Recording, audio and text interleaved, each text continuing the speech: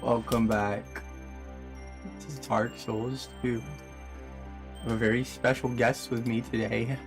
Yo. Tell them your name. Just kidding. Oh. Don't tell them. I don't want them to know. Alright, I was gonna say I'm Wife Beater 69, but that's good enough. No, it's hold up. I need to turn this off. It's still Pickle Jr. True. I need to switch. Bob. No, this is the you were a co-host initially. Remember, your Sketchfab is still linked. I have amnesia. Never created. Oh, well, for those who don't know, don't worry. I'm gonna really quickly pull this up. I don't even have anything on Sketchfab. Nah. We gotta pimp you out, brother. My PC's broke. So I forgot about it completely. That's not what I was looking for. I don't know this new overlay on OBS, so I can't do shit like I used to. Where's the... There it is. Display capture. Which one are you? This one. For those unaware, There it is. Go to sketchfab.com/bcubit11. There's big things are gonna happen here soon. Trust me. Trust me. Big things. All right, that's done. That's enough of that. Let me delete this and this. Anyways, yeah, but I have it. What I think is funny is how we used to do this back in high school on the Twitch channel, where I'd go to your house Oh yeah. and sit over your chair while we would play some game with a really shitty mic, and now we're doing the exact same thing except like now it's in my house, yeah, and I'm in the chair. It's pretty much the only difference Just for now, here. buddy. Just for now. I do have a shitty mic, but it's getting fixed. I think it's Sunday I'm getting a new mic coming in. It's gonna have some. Hopefully it'll be good. I have no idea. But yeah, let me open it up and get it. This is the wrong one. Or is it? No. It should be the right one. Yes. I don't know. I have both of them downloaded, so I'm confused again. Oh, that's a sick ass controller. Thank you. It's the Pro one. I like the design. I'm just bringing it back. It was like $100 or something when I got it. I mean, yeah, that's how much mine is, but it doesn't have that. Alright. Continue. No, this is Scholar! Fuck! I messed it up. I need the not Scholar version. Yeah. I thought Cancer 2 on my laptop. It's the other Cancer 2. Why do you have 3 cancers? I don't know what. You! I think that one's the one I need. Is that regular cancer? The other ones are different cancer? I don't know. I thought I only had 2 of them because that's just what I named Dark Souls 2. I think you duplicated one of them. My bad. Yeah, you created an extra shortcut. I don't know how you did that. It's by design. It's all part of the plan. It is all. Okay, I just need to hit this to make sure it's all good. And this. And then that'll move over there. Perfect. There you go. Alright. And then, what's that? Here. Gamer time. Gaming time. Shrine of Amana. Dark Souls 2. I love this game so much. I could not pretend anymore. Wow, that was a very slow truth reveal. That took a minute. I hate this game. Just kidding. I love to hate it. Yeah, there you go. It's Okay. There's a few things I did off stream. I got Vengarl's sword because I felt like the Hides Knight sword was kind of not doing well. So I got that. God, you're so big now. And I got the stats to dual wield it. Well, I'm past halfway through the game, so. No, I know, but it's like anything else I really grinded for? I think I just got a few armor sets and was just grinding on souls so I could get the levels. But yeah, we're gonna go to Shrine of Amana. I remember when I first played this game years ago, well, the Scholar of the First Sin version, I liked Shrine of Amana. In fact, I thought it was good. Like, one of my favorite areas. And that's not a joke. Now, I don't know. Because I also thought I liked the rest of the game, and it's been rough. So, we're just gonna go through here and... I mean, I know all the areas. It is a pretty... That's a big ass door. Yeah, aren't the enemies kind of big here, though? I think, yeah. Can you break it down, though? The door? Able to break that door? Let's check. It's a wooden door, right? Yeah, you can. You can break it.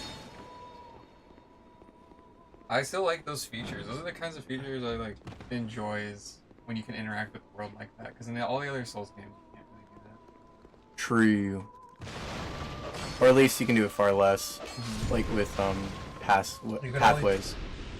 You can only do it in certain scenarios that are scripted, pretty much. Skip spice. Just all the time. But yeah, well, I'm trying to think of back when I liked this game. Okay, no, I like it. Sorry, back when I liked this area, Shrine of Amana. I'm pretty sure at this point in the game, I kind of already accepted like enemy spam and like kind of all like the fundamental core aspects that people dislike of the game. I think I kind of already like was at terms with that was just how the game was, and I kind of just tried to get involved in like the lore and the story and the visuals. And I did play Scholar, which looked slightly better. And oh my god, Shrine of Amana, like this, the music, like the Milfanito singing and the fucking water, all the trees, like it kind of gives me a similar feeling to what's the area? Oh, the Ashen Lake. Ashen Lake. Yeah, Yes, very similar to that, like that same type of vibe. But like, I also feel like the skybox is much cooler. It makes you feel very Like small. that looks so nice. Yeah. I like that, and it looks even better in Scholar. So, I mean, having that. I do know there's an item over here. Sure. Just have to look at the floor because I know, yeah, you'll fall in like this 2 seconds. this is similar to the Dark Root Basin. Yeah, darker face. Yeah, When you fight the Hydra and there's just like flip. except the whole area is like that, which is fun, and it gets worse. So we'll see. But it's Like how you're already okay. saying, oh, it's good. I'm not sure. I'm trying to go in with an open mind. I mean, I didn't hate Iron Keep as much as I thought I would. Wow. I was totally over there, pal. Remember, they have a scripted path. They don't I go know. around and just It's go just towards like... you. That's the problem with the AI in this game. so stupid. Mm-hmm. Hey, buddy. He just doesn't turn around? Or he just keeps going Okay, forward? we're just gonna ignore him. Yep, Crystal's... Oh, now he's attacking you. What the hell? He looks like a Resident Evil enemy. Bye, buddy. Those giant Okay, lizards I'm from, gonna like, make the first sure... game. Is there an enemy in here? This curse bot. That's annoying. Let me We talk knew to you were her. coming. And stop singing. Okay. We are Milfanito. We are here to sing to those bound by death and dark. We will sing here forever, as we always have from long, long ago. It's so weird having like a We really know pretty nothing of the character world thing, 'cause outside. in a lot of the Souls games, ugly ass. And why should we? Oh, like the For bats we in will Elden never Ring? leave. Yeah. Or Do you seek King I know in the Vendrick? first game they have the same kind of thing too. But what is a king, after all? We know nothing of the world outside, for we will never leave here. Maybe I'm wrong. Average When homeschool we kid. sing, the little ones dance. The little ones grant comfort to those who bear death and Oh, dark. Carson Select. She's like literally in the worst place is in the what game. we were taught. No, this place is cool. I love it here. Is there anything wrong? I'll say getting to the gutter is probably Perhaps this will help. I actually don't hate the gutter. From a design This is all perspective, that we like can kind of do. descending it, and it actually uses the torch mechanic. When we sing, the little ones Getting dance. to Lady, or The not little Lady, ones Fre- grant comfort to those who bear Freya, death and the dark. spider. Fucking hate that area so This much. is what we were All taught. the fucking mages sitting on platforms you can't get to. Like every time you go to Ornifex, you get bombarded by spiders, and then 3 fucking soul arrows coming at you like the magic, and then a Yeah. basilisk to the right of her door. When we Yeah. sing, the little ones, this is... When we sing, this... Yeah, I think that's all she had to say. I just know I have to exhaust the dialogue of all those characters for... I think it's some type of quest line or something. I don't remember. It's something, yeah. It's just. Oh. Yes, it is. And there's the cursed pot there. Crimson water. There's an enemy here. I mean, I guess the nice thing about... Maybe I No, the thing is, I could switch to the hide sword, but the attacks are a bit different, and I like the curved sword's movement when power stancing Yeah. a bit better. But I still want to use the hide sword because the water and the electric effect is really nice. Yeah. Good. Alright. I know we killed them. I just want to make sure. The game looks much prettier on your other Yeah. monitor. No, it's not just that. It's like if I had Scholar, it's a lot better too. Like when we were streaming Scholar, like Well, it no, does so- visually look better. But so- I know this one the hertz aren't as good. Well, it's not even. It's not the monitor hertz. It's just your screen is. Its brightness is turned up, or the gamma. Gamma. Got you. Because it's saturating all the contrast. There's not much Come on, contrast. buddy. on it. Oh shit! He wasn't having any of your crap. Fuck you too, pal. And it's scary too because they can shoot picking your crap. Or no, is it magic? Okay, so he sees you first once you get to this point. Trying to Agana? Because you're gonna be Agana. So this is his threshold. Oh my god. Spamming. What the fuck? I can't dodge. I'm so bad. The stunning in this game is. It's not so the game. bad. I low-key just wasn't dodging.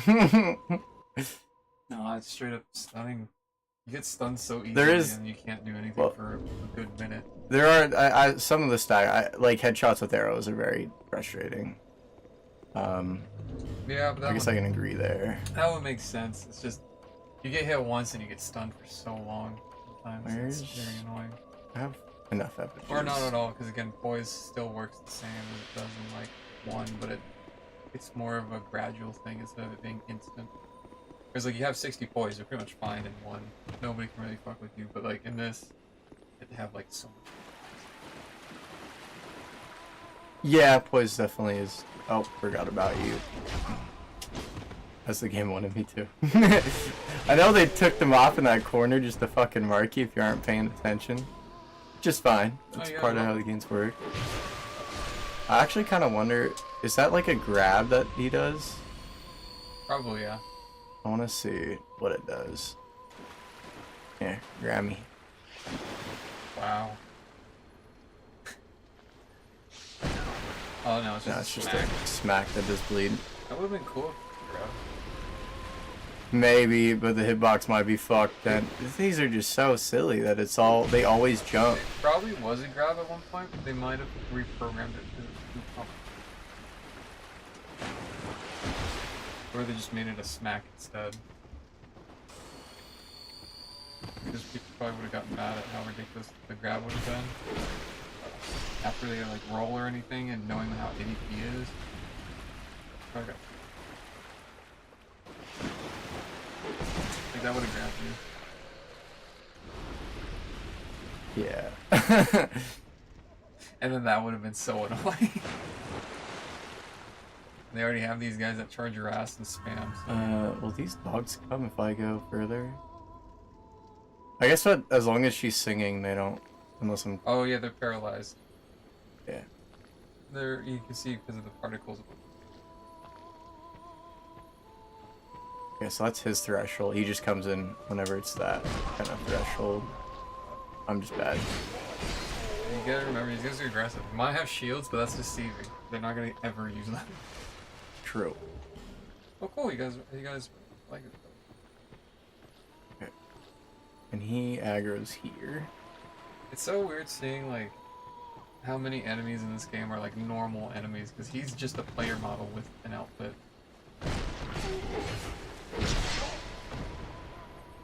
A lot of the other Souls games don't do that. They make you fight crazy monsters or creatures or knights that are way bigger and taller than you are. Hit that button. Twinkling twilight. Okay. And then you if I'm just any further. So they do come solo, I guess, if you inch in. Which I honestly, I don't get. And they took inch by inch. But it is different from like early in the game. You primarily deal with like a lot of these enemies primarily what's the word? They will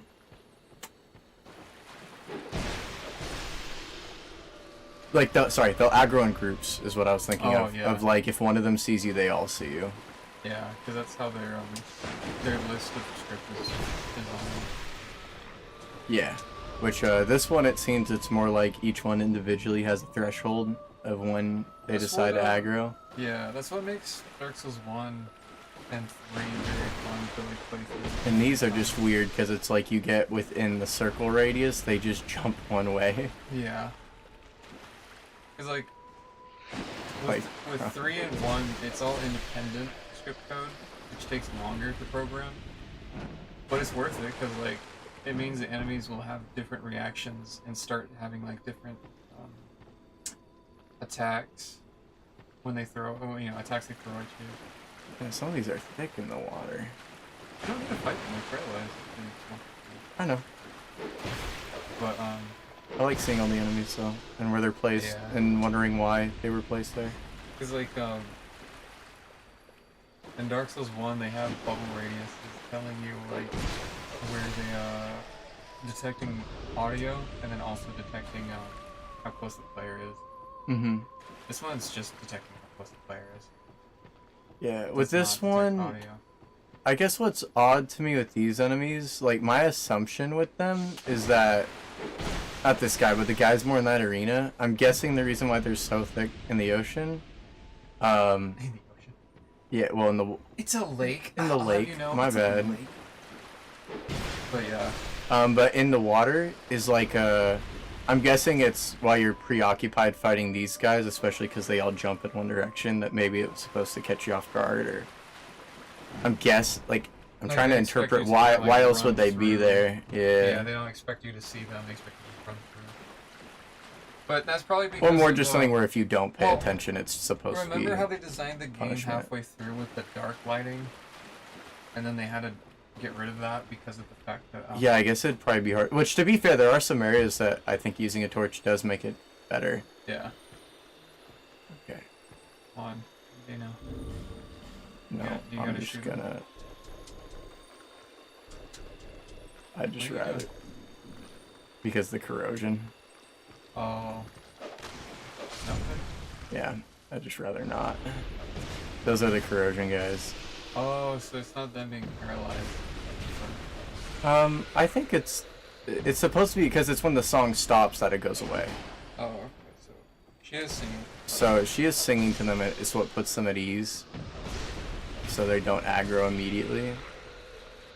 But with that other dude, I think it just looks like a similar particle effect.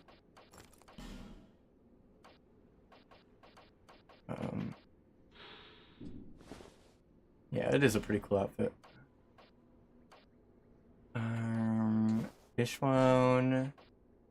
Fishbone. Putting these on. It's their lighter, and it basically gives me a free cat ring. And then, hide sword plus hand, and all my rings back.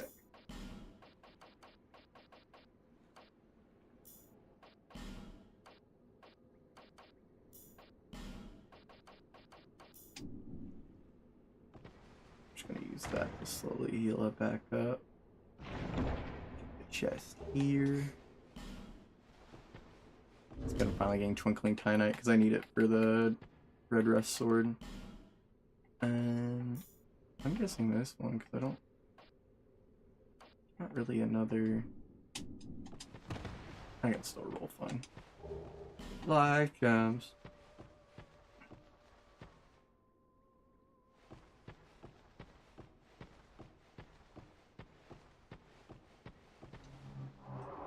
Alright. Fog wall.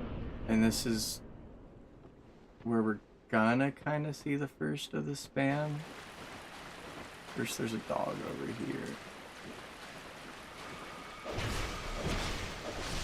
just gonna kill him right away and hit the bonfire. Alright. Now the level begins. spellcasters. Hooray.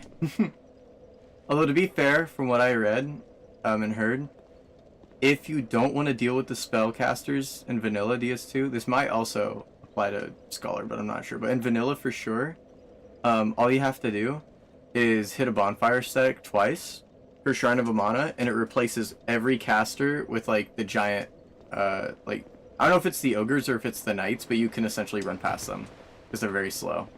So it replaces them all with bigger enemies, and you just don't have to deal with the magic. So that is an alternative, but I want to go through it normally. And we'll see how much I die, since I'm losing to the easier, arguably more fair enemies. Whoopsie. I know there's a caster up here. Caster over there. And an ogre that'll be coming up.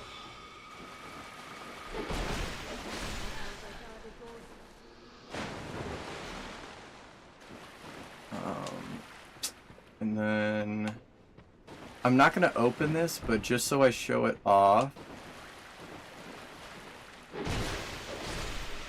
if you jump up here, it'll just give you the perspective.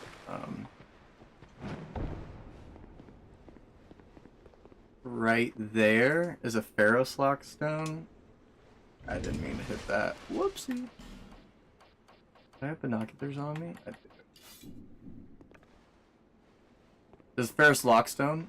It'll open up a path right around there, and it unlocks the Helix Halberd, but I don't need it, so I'm not going to waste a Lockstone. But that's a hidden wall there. Heading this way to... Is it further in the level? I know there's an ogre at some point.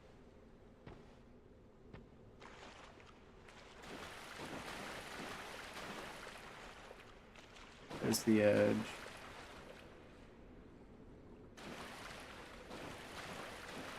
Let's see.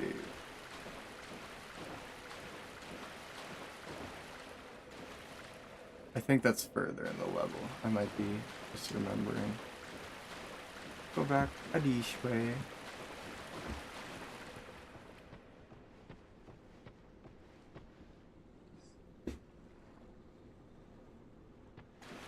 Yeah.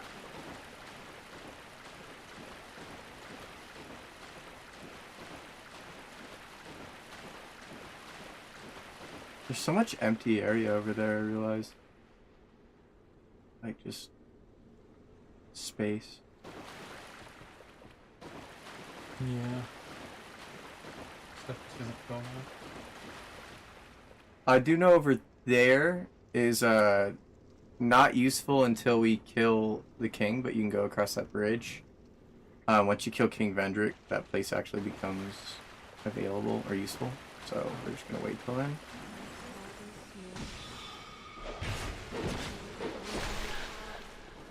Get rid of her. There's one that's over there. I'm gonna get the item first. It's a fire seed. Is there another item around here? It's the dog.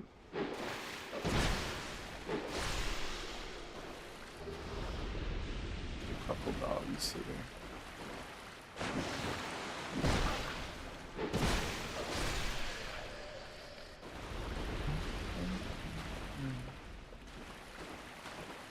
Just double checking. Alright, I think that's everything at this point. Shine of Banana. I don't... So far, it's not terrible. Like, I haven't played it in a while, but I remember the first time I played Shrine of Amana, I liked it.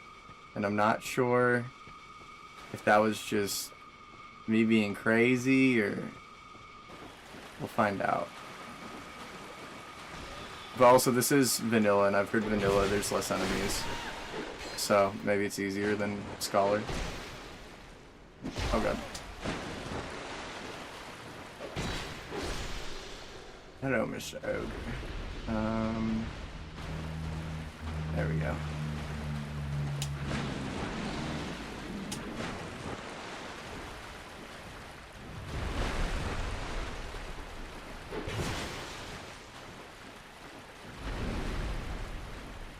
never-ending sitting loop. Oh, he didn't do it. I was not fast enough.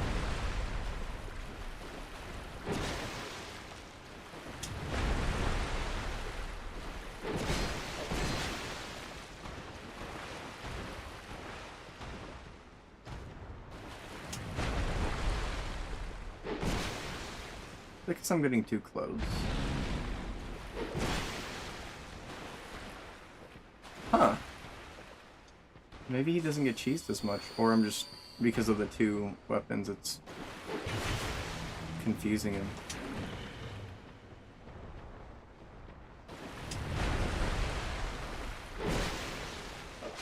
Oh, blam. Goodbye, buddy. Soul of a brave warrior. And then I believe we can go through his area. Me personally, I'm gonna use the hide sword in this hand, and I'm gonna pull out a torch because my eyes aren't as good. And I do think, for all what it's worth, as much as I shit on this game, the torch does have uses. Oh shit.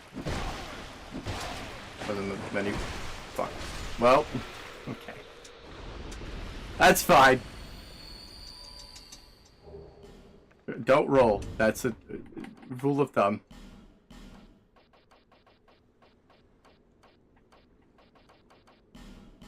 From my understanding, Vanilla Trend of Amana was a fine area. Maybe a bit dull at moments, but not that bad. Scholar's extremely overwhelming. Well, that's what I've heard, but keep in mind, Scholar was the first one I played, and I liked Scholar's Shrine of Amana. And I don't know if I'm just a psychopath, or like, if like, maybe I just see something other people don't. I don't know. Shrine of Amana so far, it is kind of underwhelming. I will say, like, from what I read, like, even vanilla people were frustrated with this area. Maybe I've just played the games too much. I already said, don't roll! What am I doing?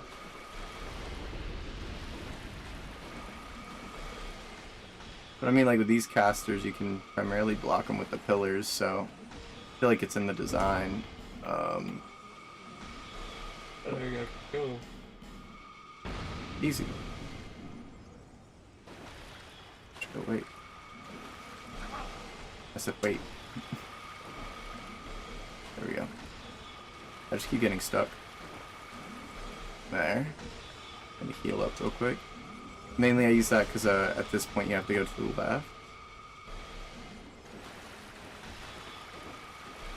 So you still get that.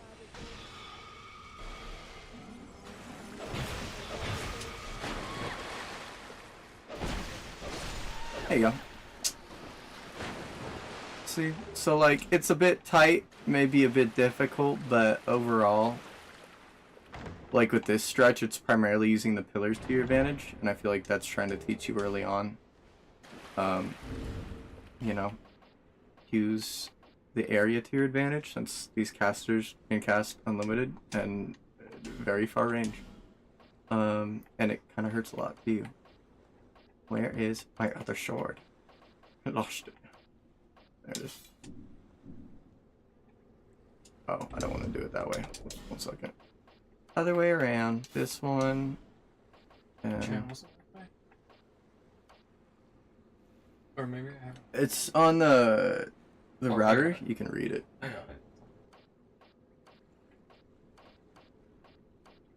Let's see. My first experience with it was doing pure melee. My second time through it was spells and ranged, which made it more enjoyable. Now I only have one issue with one area at the end. Huh. I only did melee builds. That's another thing too. I think I might have used a bow. I'm not sure. It's been a while, but I feel like back then I just like carrying a big fucking greatsword and I'd slash, and I'm sure I died in this area multiple times, but I didn't hate it like in Scholar. I'm not. Giant great sword is the light. Just based off my recollection. Well, I think eventually I used the Dragon Tooth once I had it. It was all just big weapons, big hammers, big swords. Anything big is what I used.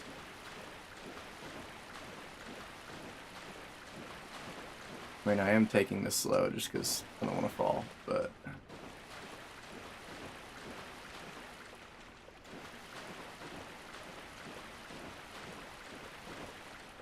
you're the one I killed. Okay. And then we go into here.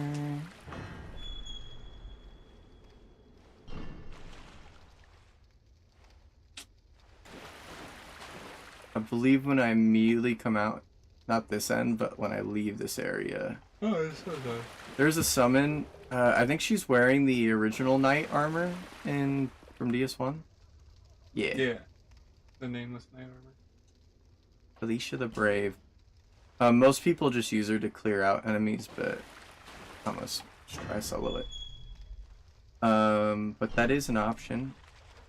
From here, I'm pretty sure you get rushed by the halberd guy. So I just bring him in here, so I don't have to deal with the caster.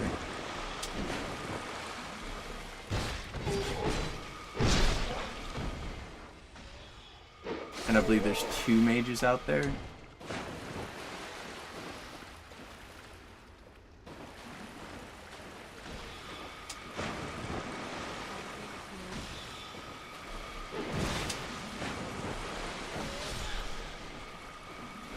Owie. Oh shit. No, no, no! Oh shit! Oh. Two more! Oh. Tee tee. How do you get back up? It's usually where, I just say tee. Is that somebody going through the water with a torch? Yeah. Because you can go this way. That's where I'm going next. Is that a ghost or a There's a ghost. Yeah, no NPCs. Hey, we can break that. Yeah, you come here and there's ogres. There's one, I think. Hey, fatty.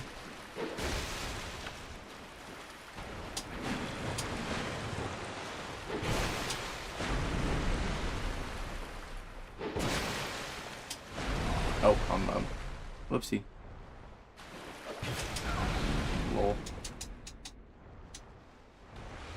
I don't know what I'm doing.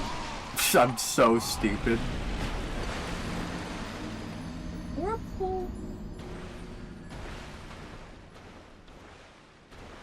I do think it's also because the water's higher, right? That it's... Does that make the rules slower? What the fuck?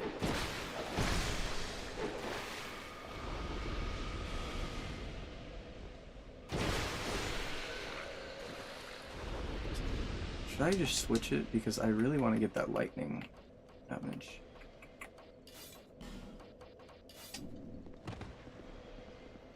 I forgot. There is a long stretch without a bonfire, so I guess that could be frustrating.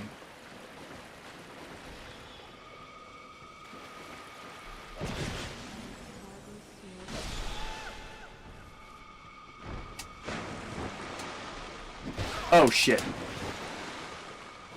I'm falling for the traps.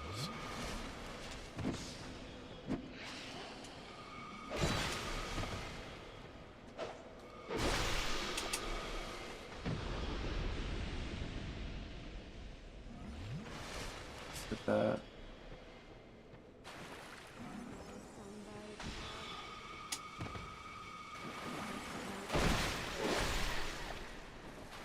How am I getting that lightning effect? Whoops. Oh well.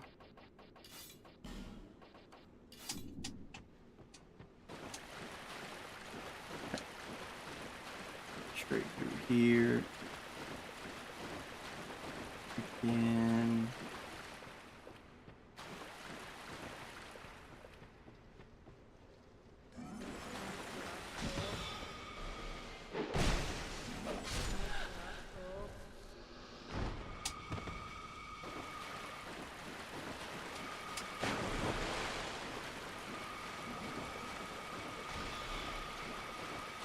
There's that little guy that's waiting for me. Oh, you little asshole. Fuck, I'm bleeding.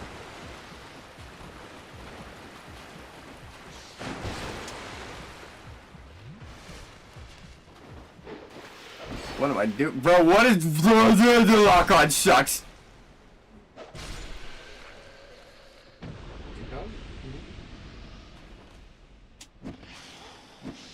Can you backstab these guys? I don't think so.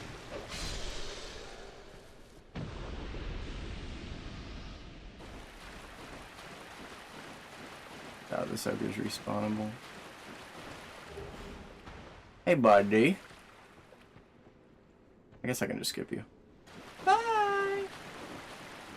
Wait, where am I going? This is the next area. Silly.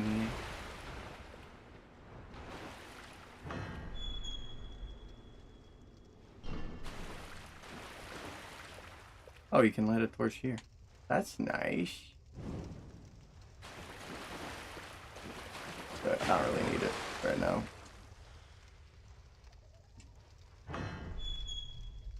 Okay. Back in this area, just get him in here.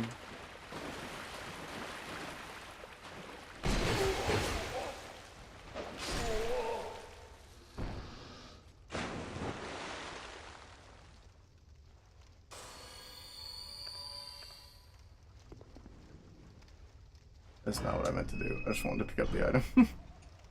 Let me pick it up! The fuck? Not bad. There. Okay. It's just a mace. I don't need that. Oh well.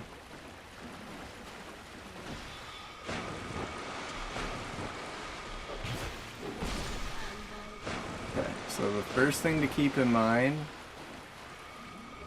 I don't know why having items. Damn dodge. Okay, let's just do this real quick. Once I get near her, those other two are gonna attack me, so I need to find my way back up is just right all the way around. So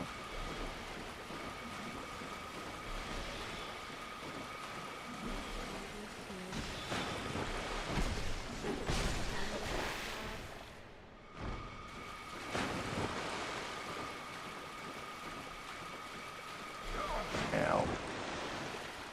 That's okay.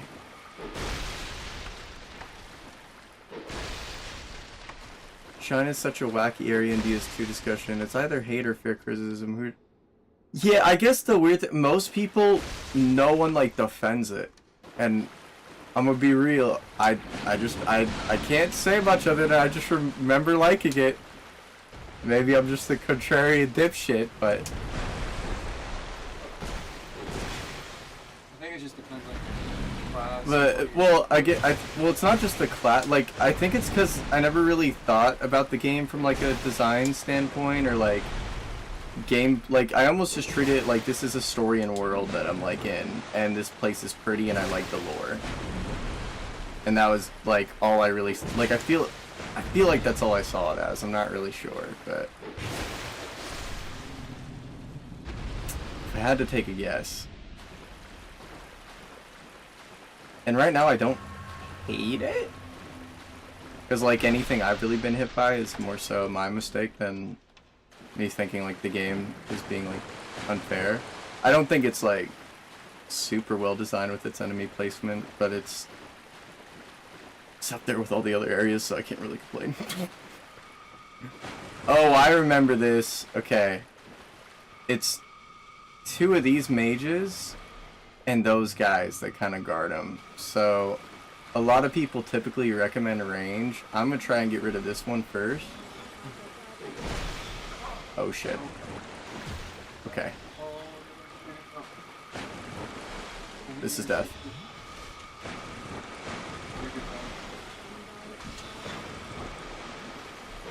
Okay, you're dead. These guys are very nice to me. Thank you for not coming out. Oh yeah, I'll see.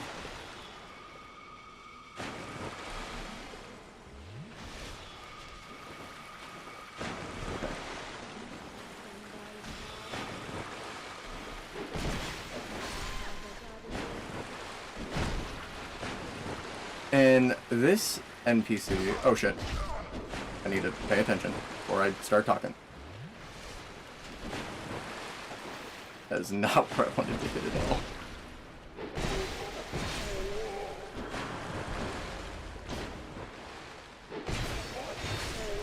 Yeah, so fun fact about this NPC, which I didn't expect to see her. She can attack.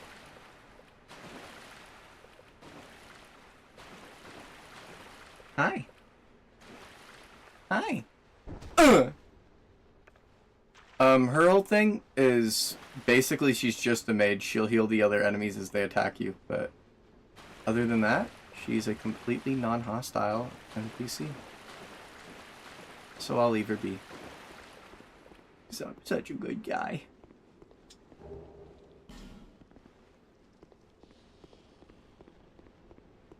Just kidding. Die, bitch! Alright, what's next? Hold on, I need all the time real quick.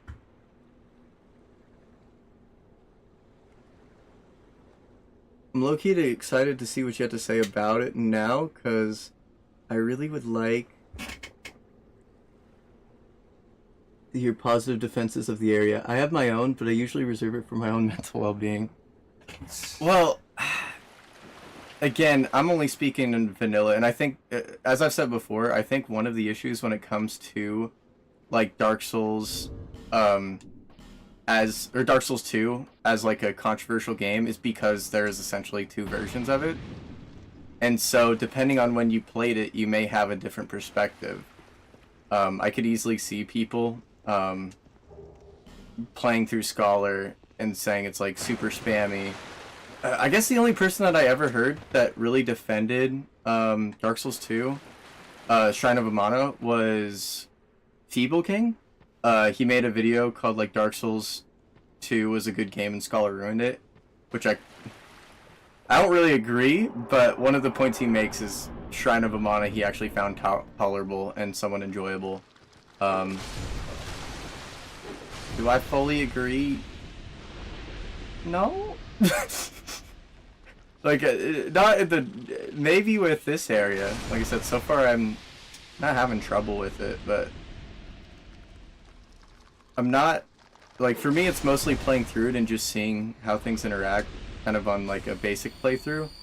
My primary reason for streaming it too is because I want footage for when I make videos. Because I'm gonna do a lot more playthroughs, like kind of testing out all the characters and like different play styles, builds, and kind of like how NPCs interact, or not NPCs, enemy AI. Like if there's any way, like if I were to act a certain way or approach it a different way, will the AI adapt to like what I'm doing to counter it? So we'll see how that works.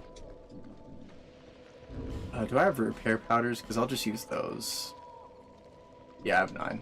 I'll just use repair powders on my swords. I should also get rid of my rings, because I forget he will corrode your rings as well.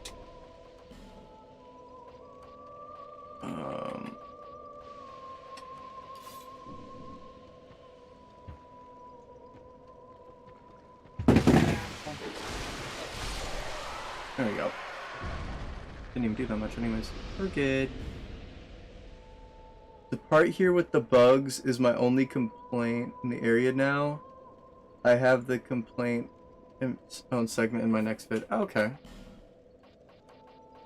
I do think that corrosion in general was an interesting idea. That is not good. I don't know how else to say that.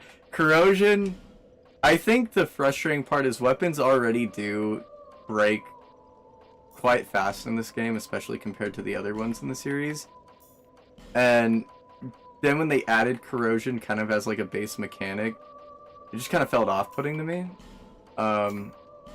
The other main issue I guess I had is like not just corrosion, but with like weapon degradation. The DLC fights with the dragon and Shulva, I believe. Those two, they degrade your weapon so fucking fast, and I'm pretty sure someone showed that like it was like a bug. Like it was like an unintentional, the way that your weapon collided with the enemy's body parts, like it would like collide with every part and degrade. So you'd be hitting like 5 different joints, so your weapon was registering it as like 5 separate hits.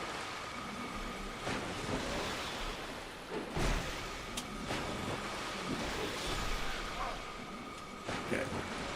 I know there's an invader here, which is why I want to get rid of these guys fast. This is gonna suck. Oh god. Oh, Yep, there he is. Yeah, he's got crazy fucking... A crazy fucking, what is it? The... Mage... Magic. The dark magic? Yeah, well, just... I think he has some homing arrows like It's them. Soul Bomb or whatever. Oh, fuck, I have to fight these guys again. Alright, Like Dark Soul Seek or something.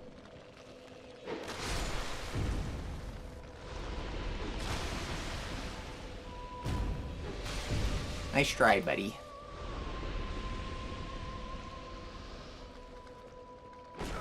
Ow. But yeah, we'll see how this section plays out. Because like I said, up to this point, I find Shrine of Amana to be relatively normal. I don't know how else to say it. I can understand why people have issue with the mages just because of their incredibly long range and infinite spell casting. But I do think that there's enough time between each spell to dodge or heal if needed. Like there's an appropriate amount of time. It's not like they spam it super fast. The homing arrows, although they do home pretty hard, they are very slow, so it's kind of easy to track. I don't think it's too overwhelming. So I'd say like the speed accommodates for that. And I also think there's enough in the environment, like pillars and shit, where, at least up to this point, like I don't see a huge issue. At least not as much as other people. Not like it's a perfect area, but... Okay. Is there a weapon I can use? Magic defense? That'd be nice. I think I'm gonna use that instead of the souls. Okay. Maybe go for the farther one.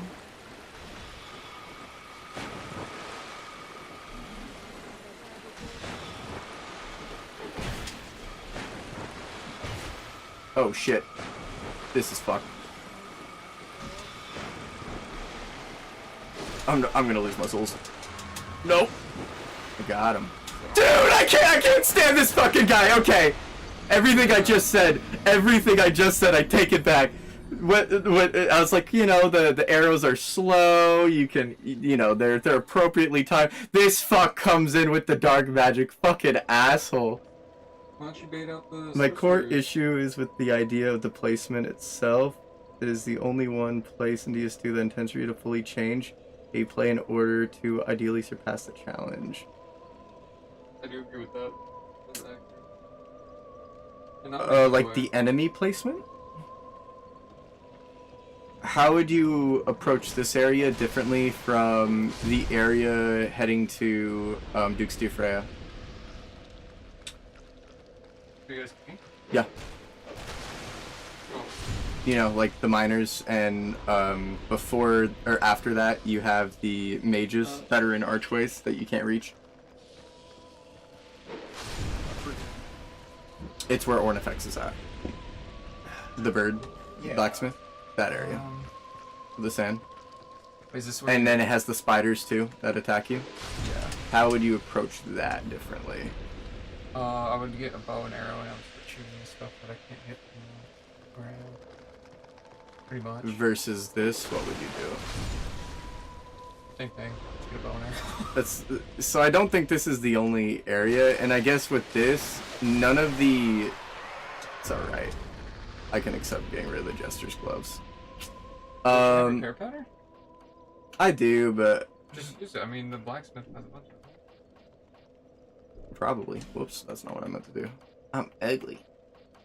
I thought you were gonna say I'm edgy. I'm edgy, I'm edgy. No, Not edgy. Oh, I can't hear. No. Hey, you got 9 of them. But yeah, These there's are a lot of broken, areas in a so lot of the Souls games where just like you can't really go against the overwhelming odds, so you have to pick things off one by using a bow and arrow. Or a bow and arrow if you're like a strength or... The design philosophy is present throughout the game, but this part where it stops you dead in your tracks and tells you to stop doing what you're doing. I could see that. I'm trying to think of just the way I approach Shrine of Mana, if it's different than how I approach any other area, because like the core philosophy of DS2 is oftentimes like bait out enemies one at a time, or else you're probably just gonna get spammed because they love doing that Yeah. to you. But with these guys, they stand at such a distance. Fuck. There is that, and I Into mean, for them. me, my mindset right now is I want to rush it so that I can just get rid of these guys. Because dealing with them and the NPC is going to be really frustrating. And I'm not going to use range, because for me, this is a night build through and through. And I feel like if I have to cheese it without showing a potential way where there's a viable way to, like, take Achieve it out with- doing it this build, I feel like there's something there. So if I were to just take one of them and maybe back out, I mean, you're the fastest one. I do want my souls back, but it is what it is. You have to find a route that works. That's the thing. Well, I could go around these pillars, I Oh, think. get a shield. Duh. Nah, Why not? I have the pillars. Okay. I don't use a shield. What? Who uses a shield? You're literally just denying options now. It's not even just about, oh, I gotta be Well, it's something you can do, but I can't- want to see if there's I other can't ways to reach. approach it. You're dual wielding. This is an option you have. You can use a shield if you wanted Yes, to. dual wielding is my option. Thank you for noticing. You're so-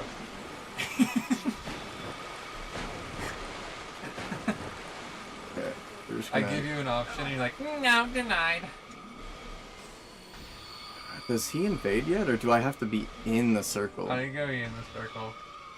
This fucking ratty. I should re-clarify that it's the only required area like this. It's also more punishing than Testora. It's because of the grading. I do think the degrading dust, I 100% agree with you. Like, that's more punishing. My issue with the area, I just can't pronounce that, I'm gonna be real. But my main issue with that area is, okay. I'm gonna back out. And just... Please tell me his shit doesn't, like, go through the pillar.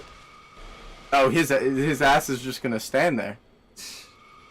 Oh, this piece of shit! No, I can do this. We're going all the way around. If there's a will, there's a way. No shields, no range. Just by resolve.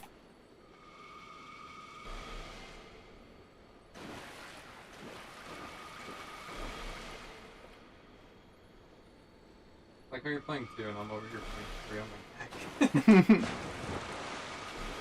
Yeah, I got it to run really well. But yeah, sorry, Seldora, I think is the name. My main issue with that area is a lot of the mages are specifically placed in areas, where you can't reach them at first. Or, even if you were able to reach them initially, heading back to that area, or trying to go through it from the bonfire, is not the case. They're always in a hard-to-reach area while they bombard you with fucking spiders, while there's a basilisk sitting when you're trying to get to the blacksmith. It's one of those areas where, like, I really hate the design, because, like, anytime they put it where there's a ranged enemy that's in just too hard to reach while they bombard you, like, that's, for me, it's all within reason, it's case by case, but I think in that area it's too much, and it's very frustrating. But this place is definitely, I mean, the way I'm approaching it is very fucking slow, don't get me wrong. I just want to see what my options are. I see you, pal.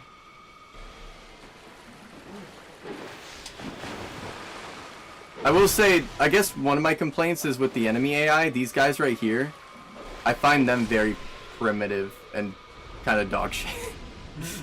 I mean, the bleed buildup, I guess, is to make up for their lack of a moveset, but I guess I'm primarily referring to how they interact with the players, and within their circle of radius, they just jump one spot. Like, it's, they don't try to jump near the player. There's not even light tracking, it's just not there. Okay. If I can get to that pillar, I'm set. Go, go, go, go, go, go. Oh yeah. Oh yeah. This is it. This is the strat.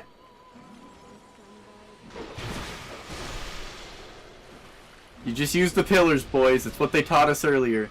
Now, how I'm gonna... Where the fuck is that even going?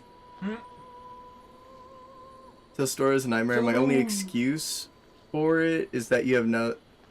you don't have to go there. Besides that, nothing.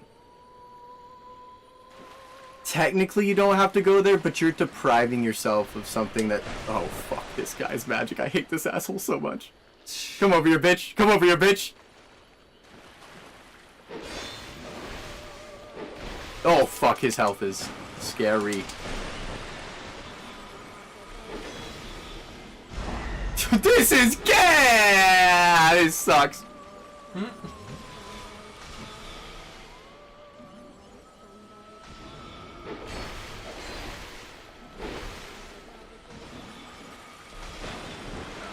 Ow.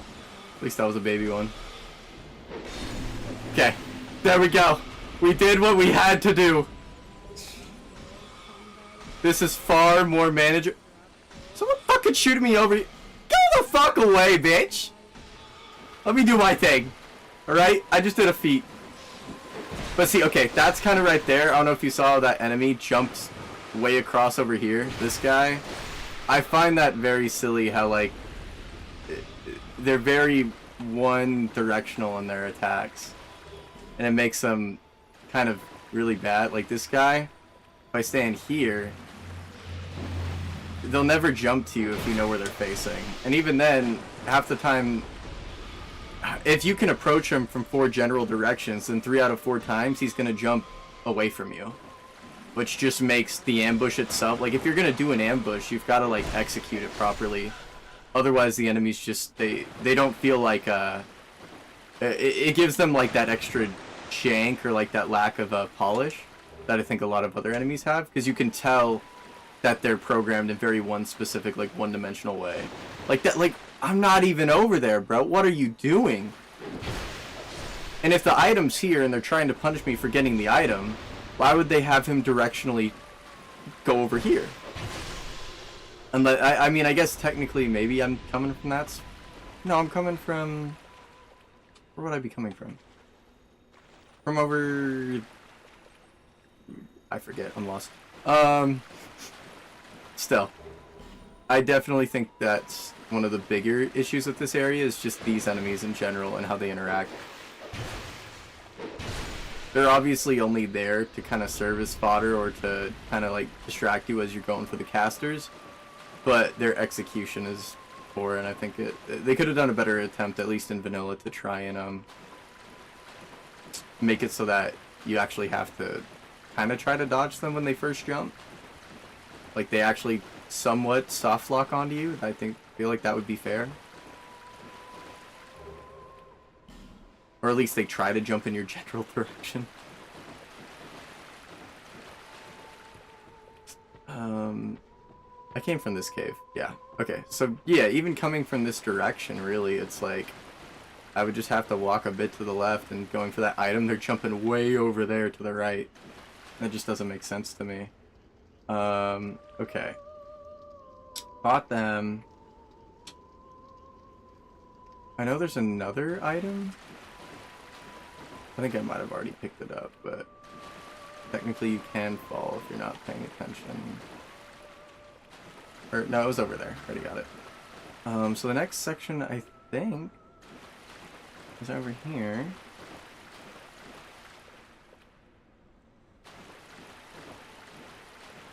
There's an item over there.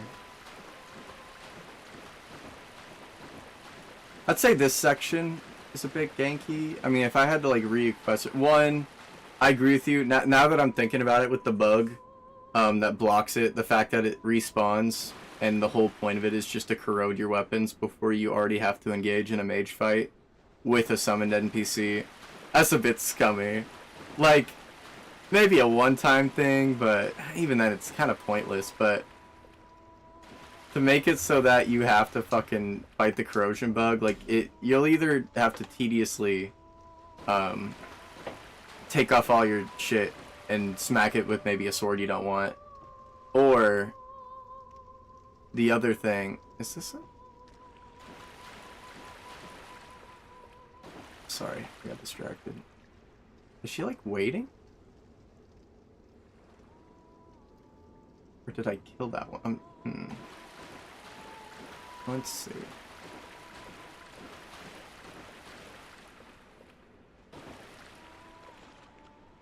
I don't know how to get there. But you have that, the bugs to deal with, which it's really just the big one. I think the smaller ones are relatively fine because they're easy to deal with, and they don't combust all the time. The big one, it's like you said, it does halt you right away in your progress, which is kind of just bullshit.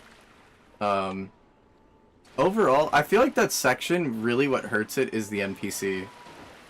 Because like I said, even with this arena where there's 2 mages and, you know, they, or no, technically 3 mages because there's the one from right there. 3 mages, and then you've got the guys in the floor. I can still give it some leeway in the sense that... See, are you just...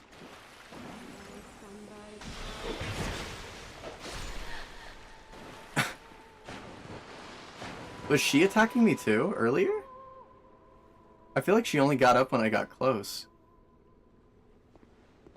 I'm gonna keep a note of that.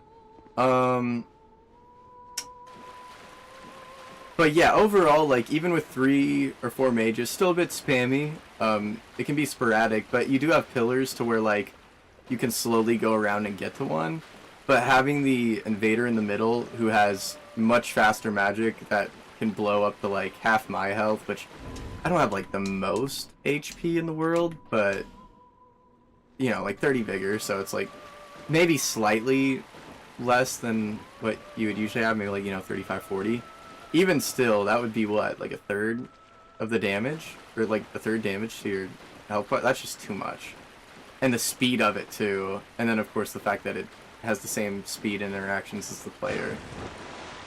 Although I do think that's one of my bigger issues with Scholars. A lot of the early areas, they just threw in a lot of the phantoms, which were fucking annoying. And I think the worst part about them was the fact that what was I saying? The worst part about like the phantoms was that the fact that even if you are hollowed, they still come into, which I think is kind of bullshit too. It's like, come on, man. Clearly you're just having them, like, you want them so integrated in this encounter that the only way to get rid of them is to kill them. There's no other way around it. I can't even summon someone and I'm still getting punished. It's a bit scummy. But that's just like overall an issue with the game, I'd say, as a whole. But in that section, yeah, I can criticize that. I don't think it was good. Let's attend my class next, unfortunately. Good luck with Seaman of Dawn. Forgot that was his nickname. Thank you. Here we go. The Seaman of Dong.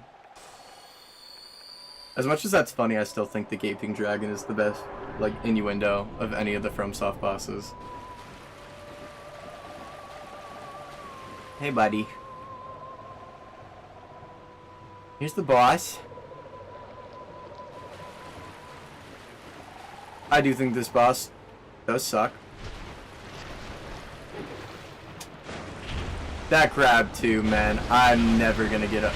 I get it, it has the wide sweep, but the teleporting, it's so stupid.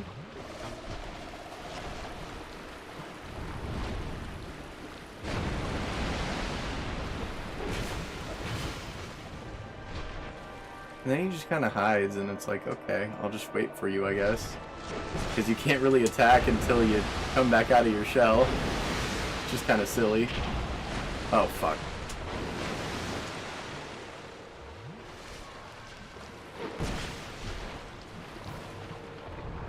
I guess you can do the jumping, but still.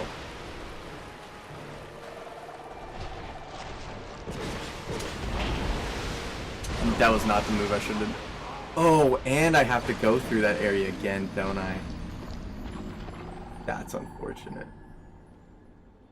I'll watch the VOD back for... Okay. I can send you... I'll send you the timestamp after, so you have to, like, watch through everything. Okay. No, I think his the bug, 100% I agree. This is a...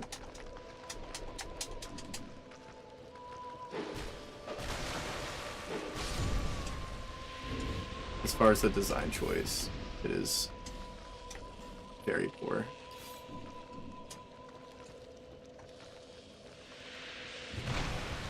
Especially because, like I said, I'm trying to approach every area without doing a cheese or having to compensate for my playstyle, but this is one area I feel like I kind of have to. Like, I don't want my rings or armor to break, because then I have to go back to the blacksmith. So it's like, I feel like I have to do it this way. So that's kind of... I agree. That is definitely... I don't... And they don't really... I guess, you know, I think what he said earlier, I get it. Like, they don't really force you to have to... They don't really force corrosion. There's definitely optional areas where corrosion is annoying, but I guess this is one where it's like a required, you have to kill it heading to the boss. Kind of deal. That sucks. That is bullshit. A lot of people's complaints. At the very least, I know this invader, he doesn't come back, so that's cool. I'll take that. Yeah, this bug, I think that's a completely fair complaint. Alright.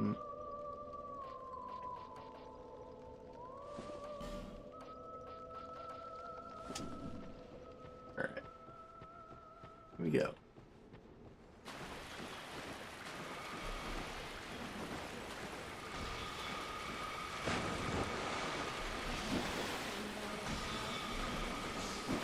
See, even when I go like the normal path, these things are so dumb.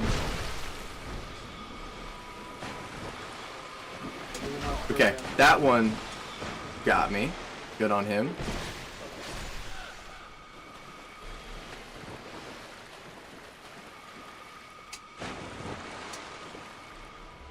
I guess I don't have to fight all of them too, so. But Eventually they go away for good, but kind of no, because it's, I don't really care about that. For me, it's more, I want to approach this area now as if like it were for the first time and I'm not having to deal with the invader, and see how much different it is, because this is far more fucking doable without him. Like, that's really what made me go around all the pillars and like hide and shit. But with this, and again, something I'll argue that's fair about it, you could say, oh, you know, even if the guys are primitive, it's annoying that they jump around at you and you have to deal with the fucking mage. But you can see the fucking glitter, you know where they're at, if you're paying attention. There's a particle effect specifically where they're hiding. yeah. Once again, they're probably going to be too inept to get you anyways. But, for the sake of argument, even if they were a threat, there's still a way to mitigate that, to go around them. You see specifically where they are before they attack you because of that effect. It's not like they're super hidden. So long as she's singing, you see it. So, for me, I don't think that's valid enough. And like that was a far easier... The only other thing I'll really criticize this area, why the fuck is that mage way over here when she doesn't even aggro onto me? Hold on, let me kill this guy. The dude over, I'll show you. This girl over here, she doesn't get up. Unless maybe she did when I was like in the midst of the fight. Hold on, let's try and test it. Like if I'm right here, does she get up and start attacking? Hello? Like she's just crouched right there. What if I'm further away? It's obviously being close. Like if I'm right here, does she notice me?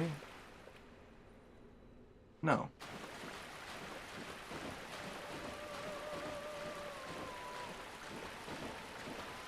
And I can go out of my way to kill her. Like I'll do it again just for the sake of reference, but it's so silly.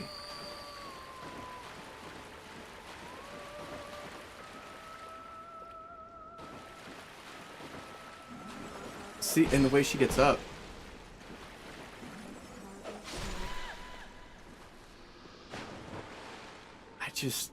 I'm confused. I don't get it. I'm not gonna... I don't know. That's a weird placement for an enemy that doesn't get up. I'm assuming maybe that she was supposed to get up and it just didn't... The aggro range didn't work, or maybe because the way they had her crouched Maybe it's just the way I'm encountering the area. That's why she's not giving a fuck. I don't know.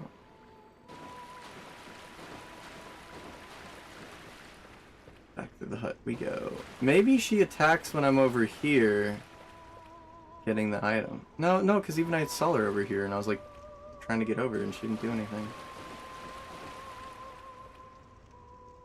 The world may never know.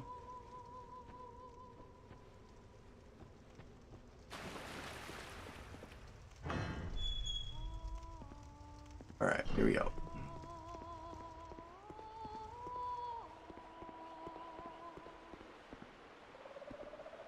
Let's see how I approach this.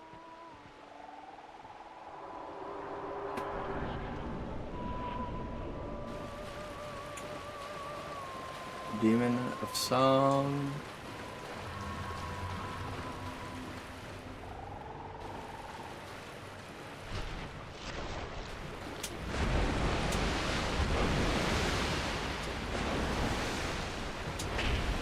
Fuck, did not dodge that correctly. There's a lot of damage. I might be underleveled.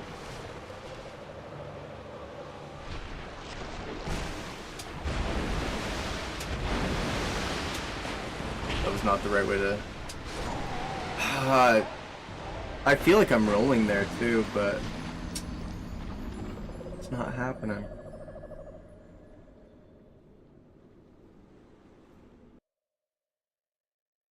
Okay. My other theory with the...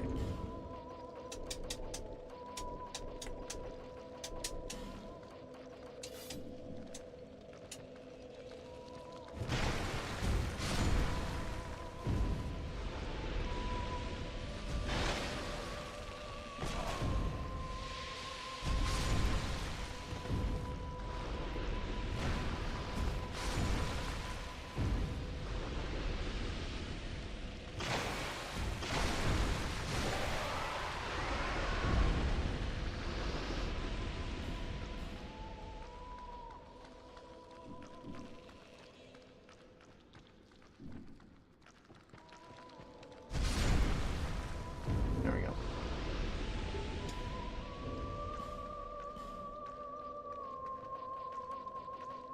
Oh, the red iron twin blade. Can I actually use it? I can. This weapon's pretty sick.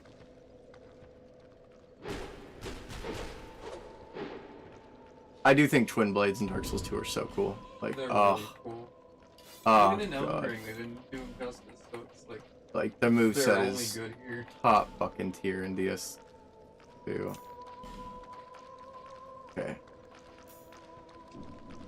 Buddy, can you let me equip my stuff again? Oh.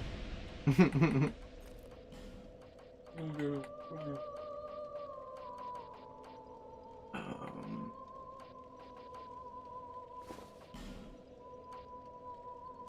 yeah, this boss does kill me in like 2 hits, so I'm gonna have to get my vigor up next. To the frog one? Yeah, I only have like 30 vigor, I'm pretty sure. I always I mean, primarily, I don't think he's the worst. I just kind of think he's not the worst, but he's just annoying. Outright. I mean, he is the first one that at least is stumping me with a 4-hit combo, which holy crap, but it's like, there's 4-hit combos that are from bosses in Dark Souls 2.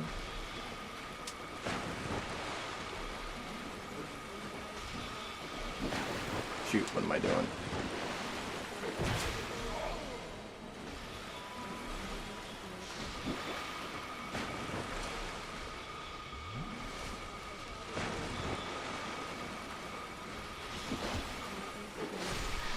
Oh shit.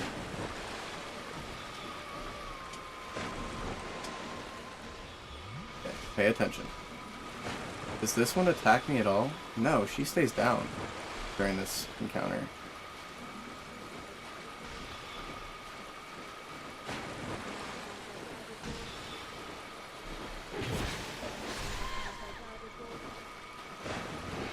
See, this one's... Without that, Like, I can just jump straight in, and without that NPC, this encounter is not nearly as difficult or unfair. I mean, like, you still... like, with this one, at least the placement, I guess, that I like about it, is at the very least with the placement, this girl's kind of in the pillars, so not all of her arrows come out unless you're fully in the middle. So it does give you a chance to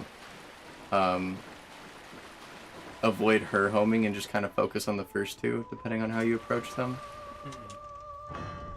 So there's definitely options. You can also go around the pillars like I did, but it takes longer. I mean, I'm sure it is far more viable and easy to just... where's the ring I need? You. There we go. I'm sure it's far more easy to just approach them by using range first, but if it's not something where it's so incredibly tedious, it's like, I'm not gonna get that mad over it. Okay, where's my souls, pal? Isn't he the tail attack? Yep, that one.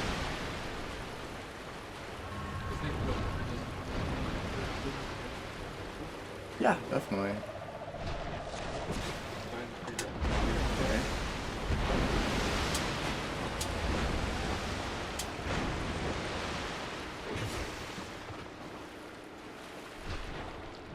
I might just...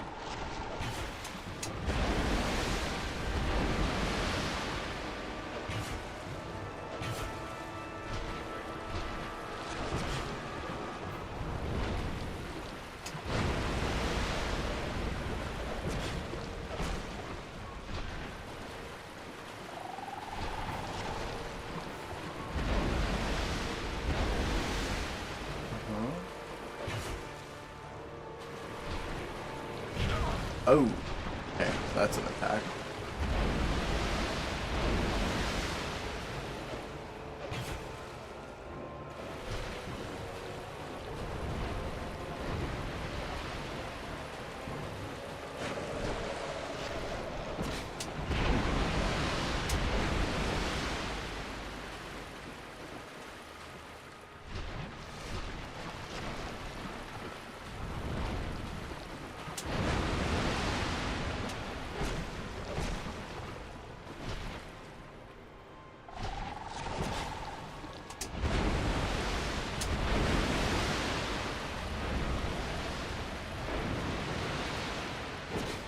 I mean, you kind of just interact with him the same way as most bosses, is you let him exhaust his shit from a distance and then just come in and smack him.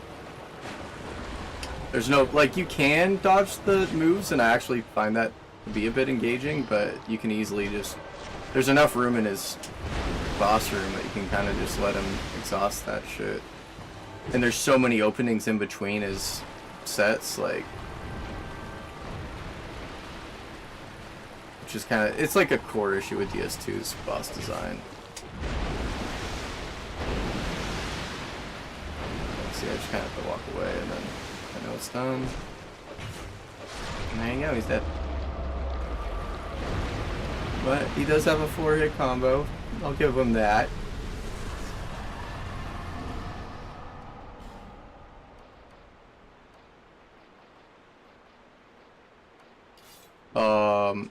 I do like a key sword. I just think it looks cool. Key of the embedded. Decoder weapon. What type of sword is it? Is it like a longsword? Great sword. Cool, cool. I like the design. And the fact that like a weapon could also be a key item is unique. Alright. That was Shimon of Dong. Was this where I came from? Yes. So we go the next way. I guess there's still a little bit to Shrine of Amana beyond this. I find this area to be very short, actually. This is far shorter than I remember. But also, I took my time when I first played the game because I didn't know where everything was, whereas I have a slightly better idea. Okay, I'm coming out of here from the boss.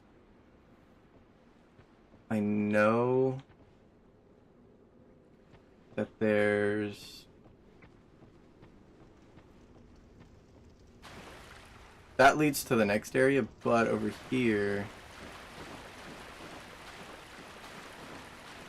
There's a bonfire. We're gonna schmack that and shit at it. And in fact, before we do anything else, we're going to Drangleic.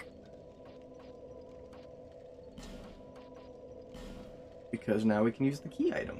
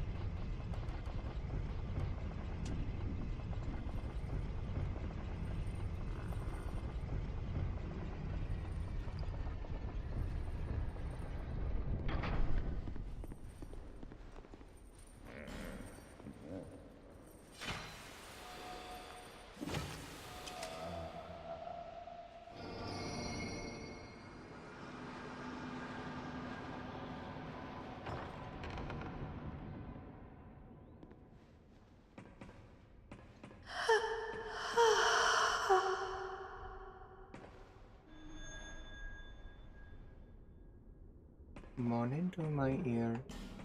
Give me a ring like that.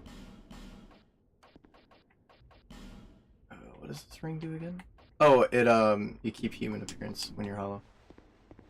But you still have hollow effects, like it doesn't reverse that. There we go.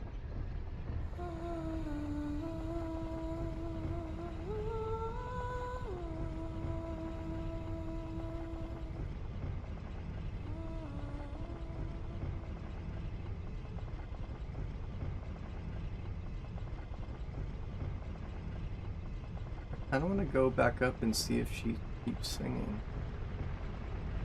Because I remember that was part of what I really liked Dark Souls 2. First time I played it was all the somewhat cinematic moments like that. And the mystery of it. Because like you hit the guy at the key and you talk to her and... Because you freed the, you know... Milfinito. And then as you go back down the elevator she starts singing. I always like small touches like that.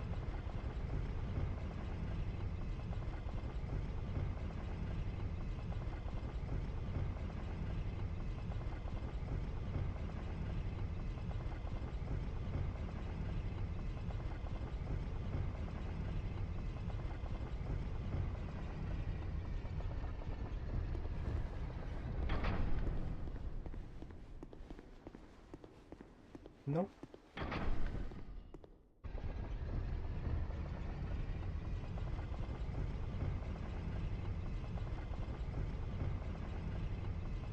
Just had to check. One more section and then that's it for Shrine of Amana. As far as I know.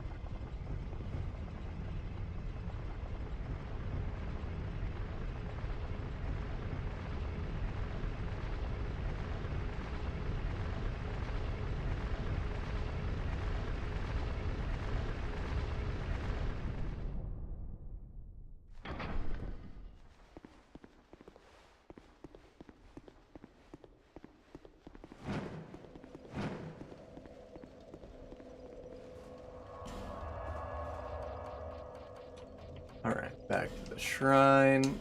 Ring of the Dead. I feel like there was one little area I missed for items, but I me...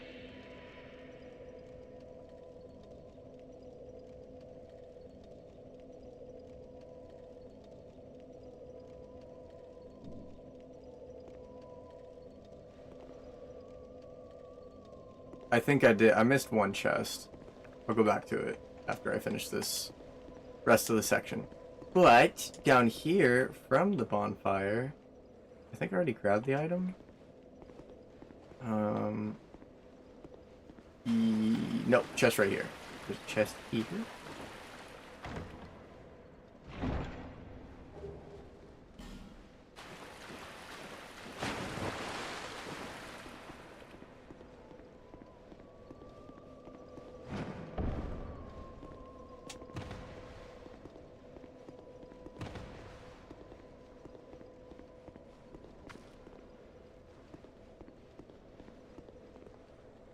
Oh, I forgot. You have to be hollowed to go in there.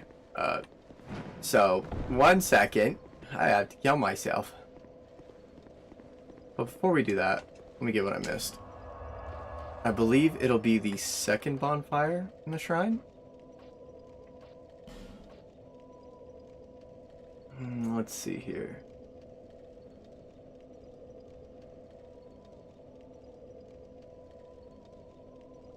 Back where the hippo was.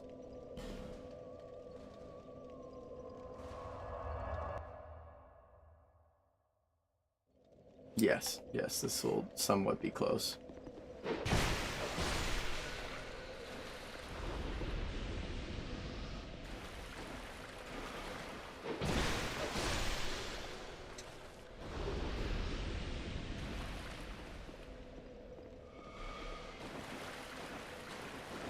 That'll help me go through the area again to kind of get some type of assessment on it.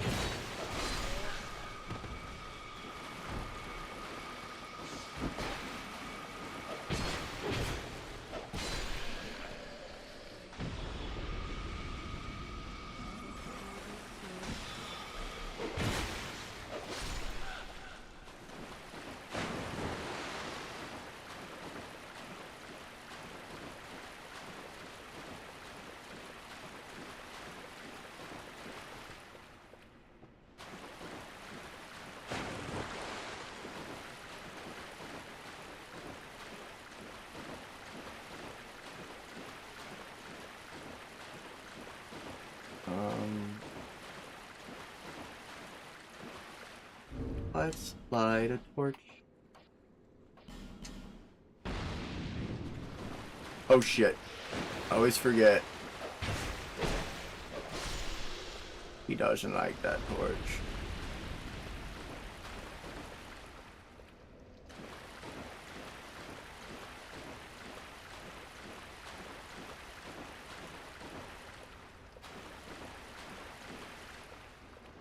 Yeah, the aggro on the enemies, if you have a torch. I mean, you get the benefit of seeing the platforms, but the disadvantage of... Well, I guess as long as they're facing the right way. I don't know. This guy didn't give a fuck I had a torch.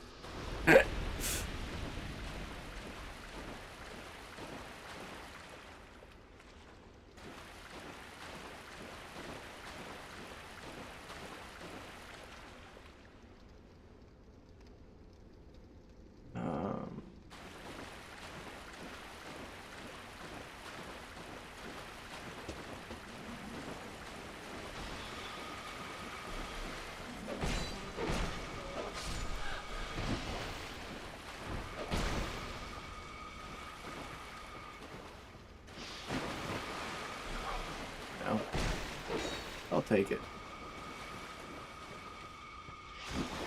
What? Die, bro. What are you... Please?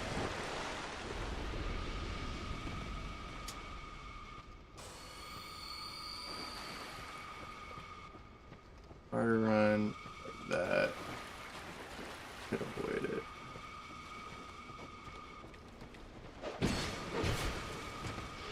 Oh... Maybe the torch is not the move right now. They're all coming! Oh, let's get rid of the torch real quick.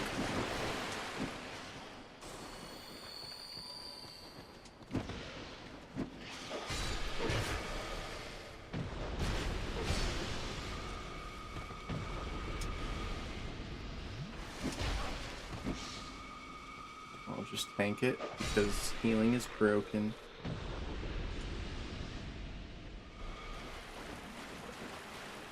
Yeah, you need to piss off.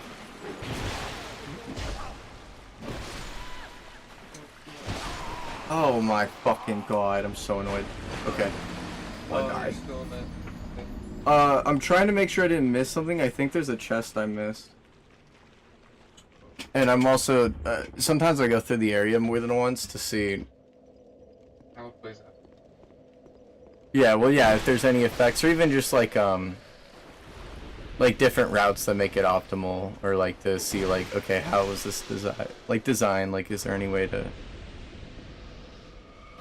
like, is there an approach to this that maybe I haven't taken yet that'll either make the experience better or worse, or will it shed some light on like kind of how they designed it.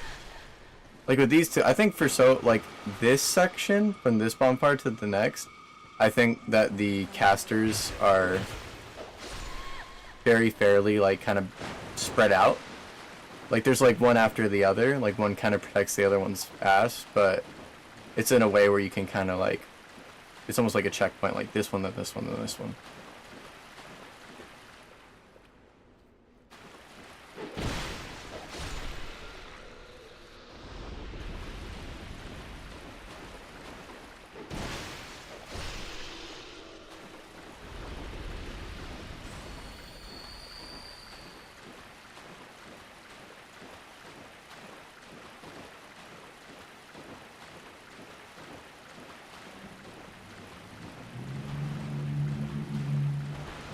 Fuck, ogre.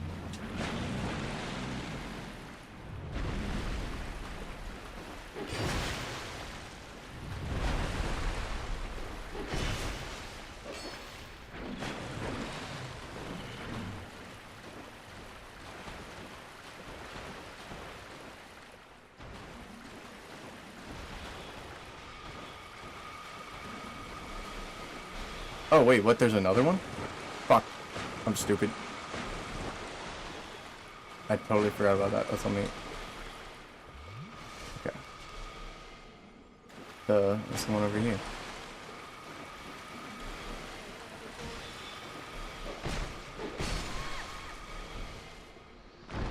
Okay. There are enemies throughout here.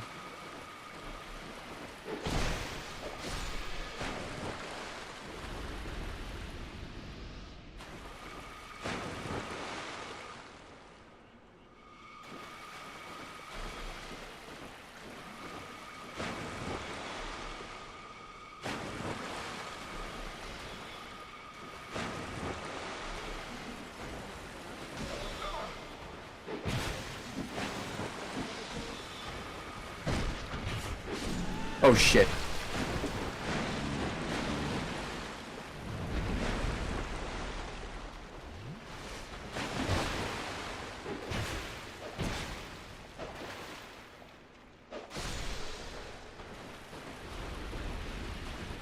Just grab that. Alright. Now, where was I thinking? Outside the cave, the right. No, that's. Let me see. Head to the.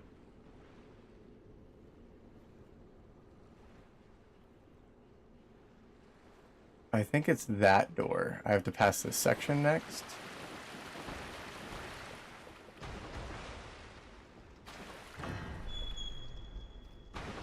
Bye, pal. Hee. And I believe it was this section.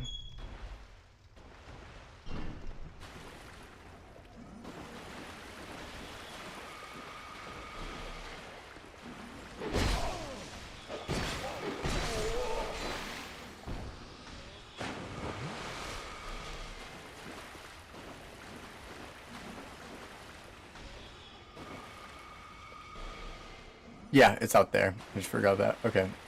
Just kill these mages real quick.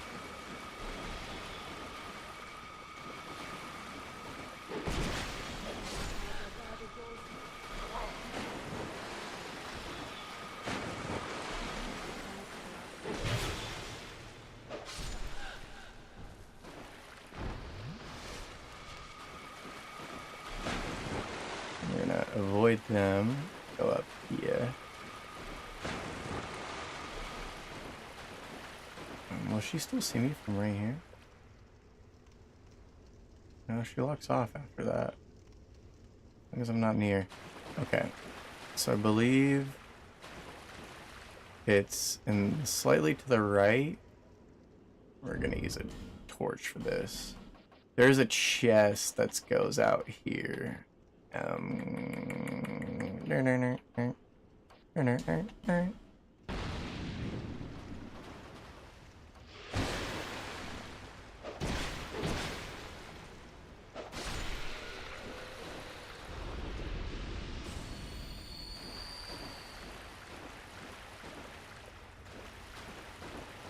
I'm just gonna bait the enemies first because they're all out here. Pretty much guarding the chest in a way. Cursed bots here. Shit. Cursed. I'm silly.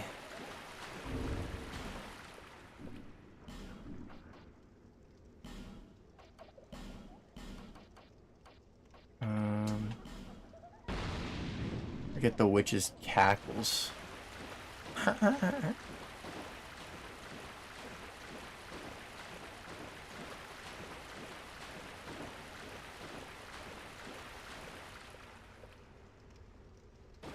I just have to follow the edge here.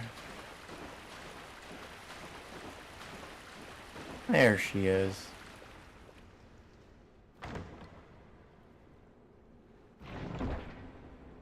And this is the one thing I missed, which is Fire Tempest, which is a pyromancy. I don't really care about the item on her body. I think I'm gonna Homeward Bound. So that was all I really missed.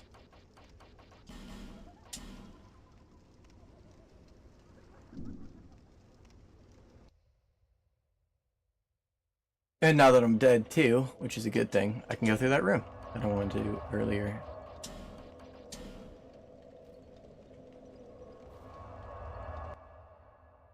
Cause I'm down to one last breath.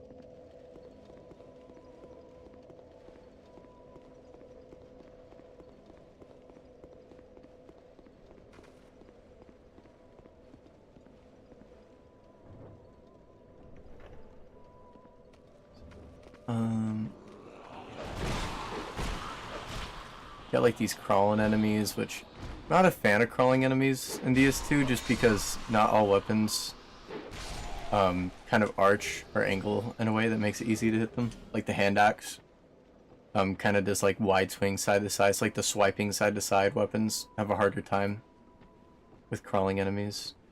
But that's less to do with the crawling enemies and more just the weapon animations. Now they didn't like accommodate for that.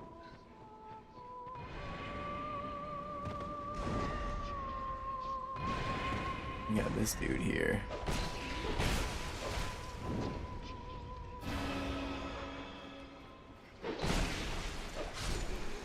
Well, blam. And now we can speak to Milady here, who's singing. My woman. Who are you? And what do you want from us? Milfinito, that is what we are called. My name? Do you mean our name? We know nothing of the outside world.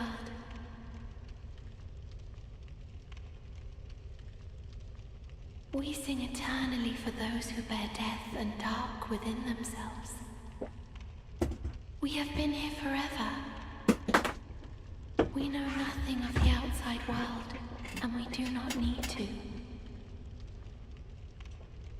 The little ones were born from the great dead one.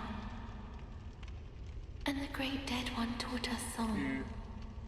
We have sung ever since.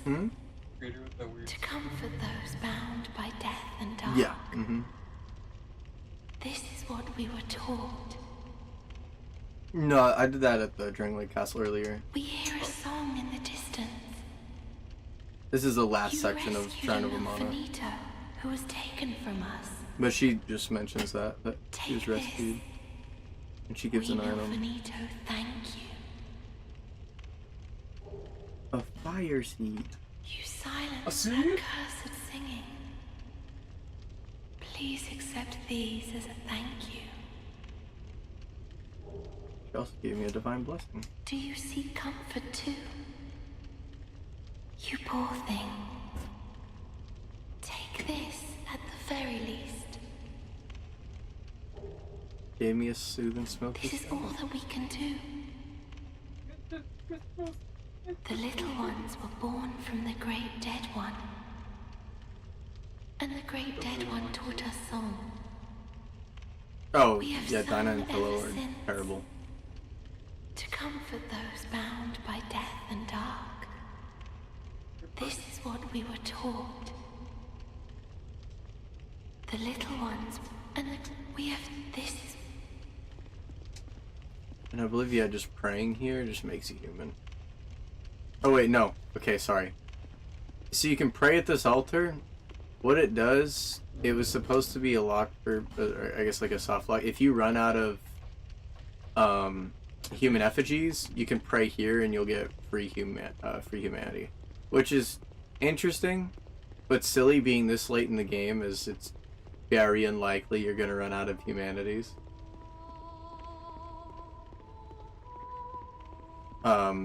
The other lost benefit too is when I'm thinking about, like, if you're trying to get to the secret boss, you have to spend effigies to open the portal.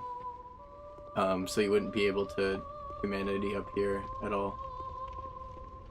That sucked. So the benefit is, it's a thing, I guess. I believe there's items out here. You just gotta be careful.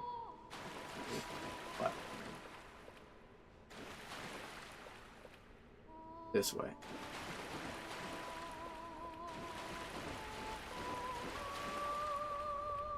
Huh? So where was this? Or no, is it to the left? Let me read.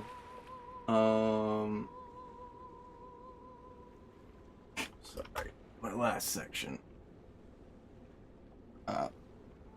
But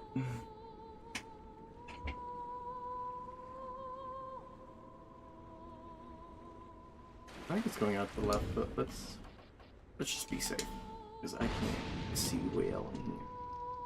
Yeah, see, that's death. Oh, here's the chest. My bad, found it. I'm just blind.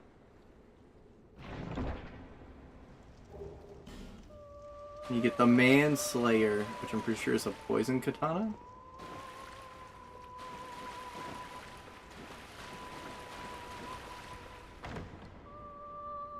Dark Souls 2 is sexist. The name of the weapon is literally Manslayer. There is actually a video of a guy that tries to make the Are you argument that serious? Dark Souls 2 is sexist. Are you Yes. fucking- No, I'm not. It's a 7-hour video, and like 2.5 hours in, he talks about it. I was laughing my ass off, bro. It's so funny. It's so bad. It's so good.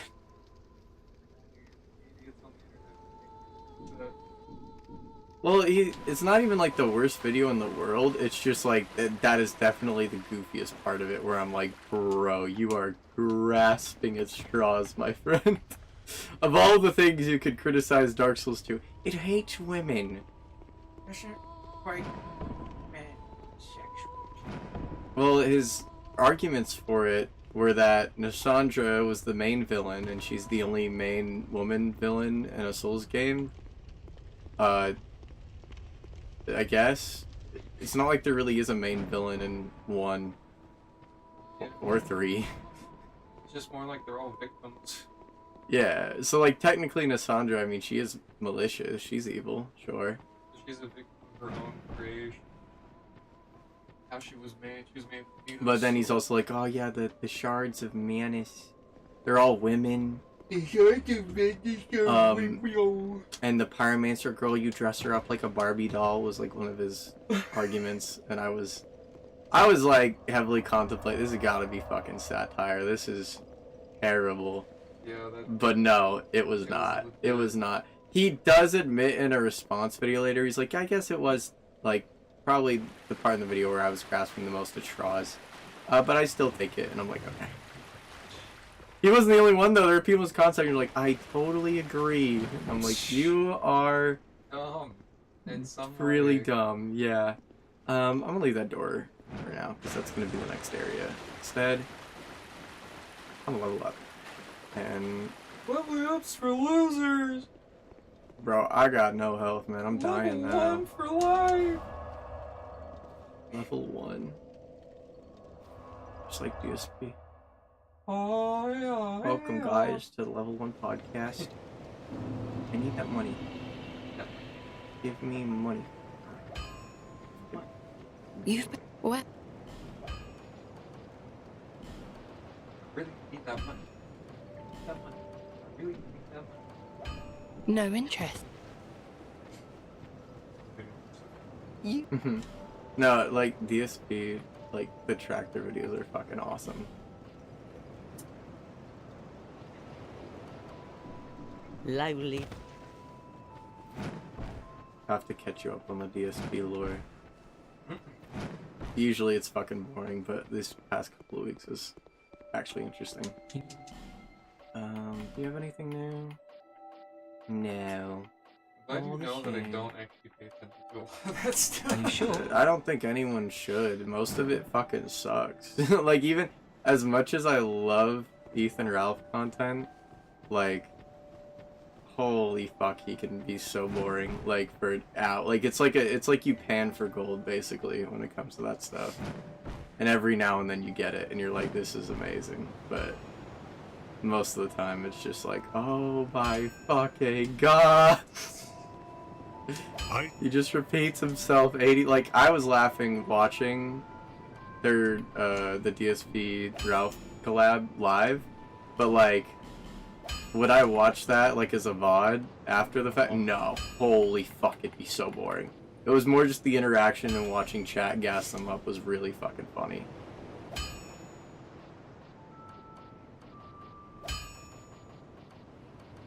Let's see here.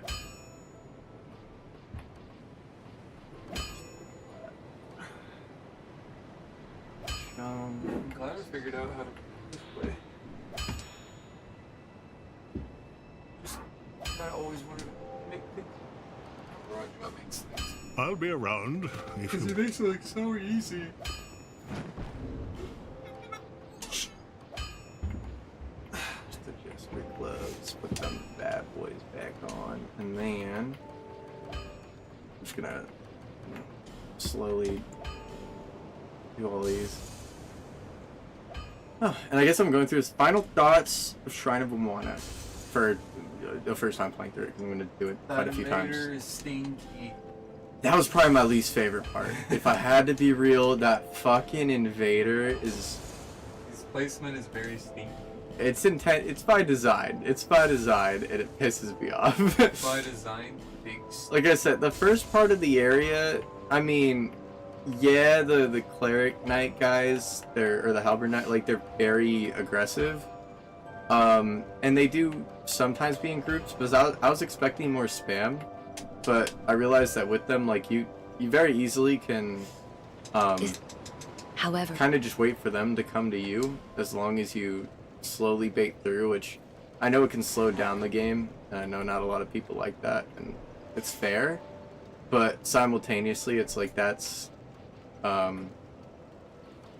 like, there is an option, I guess, within the game that I find to be like completely viable, and I think if you decide not to interact with it, That's fine. it's fine, but like then it makes it difficult for me to Give it any merit. give it as much credit, because it's like, well, what have you tried to kind of interact with this thing? And it's not to say, like I said, I don't think you should be forced to use a bow and arrow to like play. That's why I refuse to use any range going through this area, like not even daggers, because there are going to be melee only builds. There's going to be builds where they have no dex, they don't have anything to accommodate for that, you know? And so I want to keep that in mind and be like, no, for what my build is limited as it is there a way to approach this area? Because I think that a well-designed Souls area typically keeps that in mind of all different play builds, and they allow you to kind of like have free reign in how you approach an area. And as long as you're reasonable about how you approach it, you know, maybe you're a bit slower or you're aware of your surroundings, then that to me is like good level design, or like level design where like I find that to be forgivable, not like a great sin. Yeah, I think it's not egregious. And so I'd say that overall, Shrine of Amana, there's definitely areas where I think people overreact, where I think, no, you can definitely interact with this. Like I said, those nights in particular, there'll be like 3 of them at a time. There were no real areas where I had to fight simultaneously those knights and the mages. There is a section where, well, there's 2 sections where they're together, but on one end, the mages are ahead, and as long as you attack the ones on the outside, like if you're, again, paying attention to your surroundings, and you attack the ones on the outside, then the halberd, they're not halberds, but the mace guys, what are they called? I want to just get their names down. Let me see. They got their armor dropped, so... The Archdrake Knights. The Archdrake Knights won't aggro until the very last mage, which you can take down pretty fast. Additionally, when you go out of the hut from the second bonfire, and you have an Archdrake and 2 mages, the Archdrake immediately aggroes on you, and you can lead him back into the building, so you can take him out fairly easily without ever having to deal with both of them at the same time, which would be far more difficult or tedious, I'd argue. So there's 2 very easy ways to kind of approach that. So that's one thing I'd say. The mages themselves, like, I don't find to be as bullshit as a lot of people say. Of course, maybe that'll change when I play Scholar, or maybe it'll change on subsequent playthroughs, like, the more I think about it. But as it stands, as I explained it, they have one type of attack. It is infinite, but they are very clearly spaced at points where you don't have to worry too much. Like, I would argue that they're evenly spaced to a degree that I find it very forgiving and easy to... there's plenty of time to either get a couple hits in or find the next area, the other pillar to hide behind, or using an Estus to heal up, or a stone, whichever one you want to use.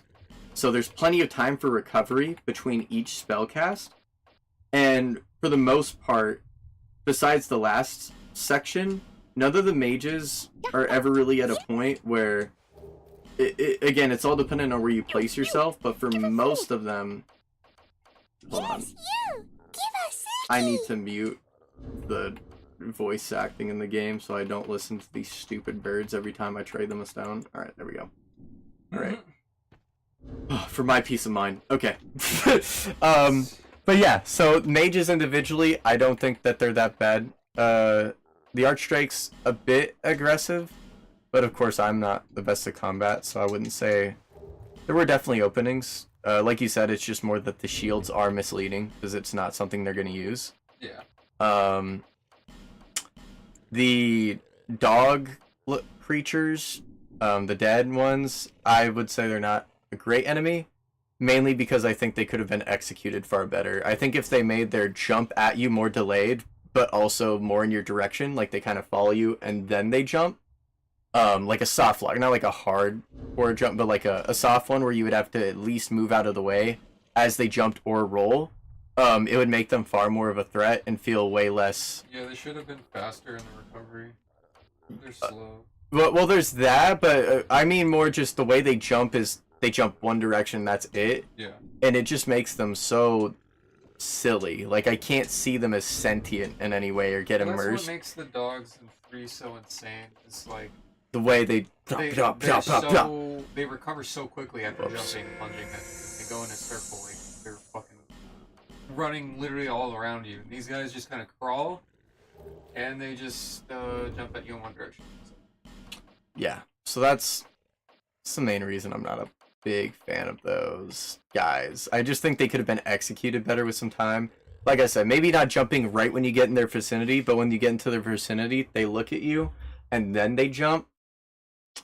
It would make them far more of a threat. And again, I think the way that they're set up...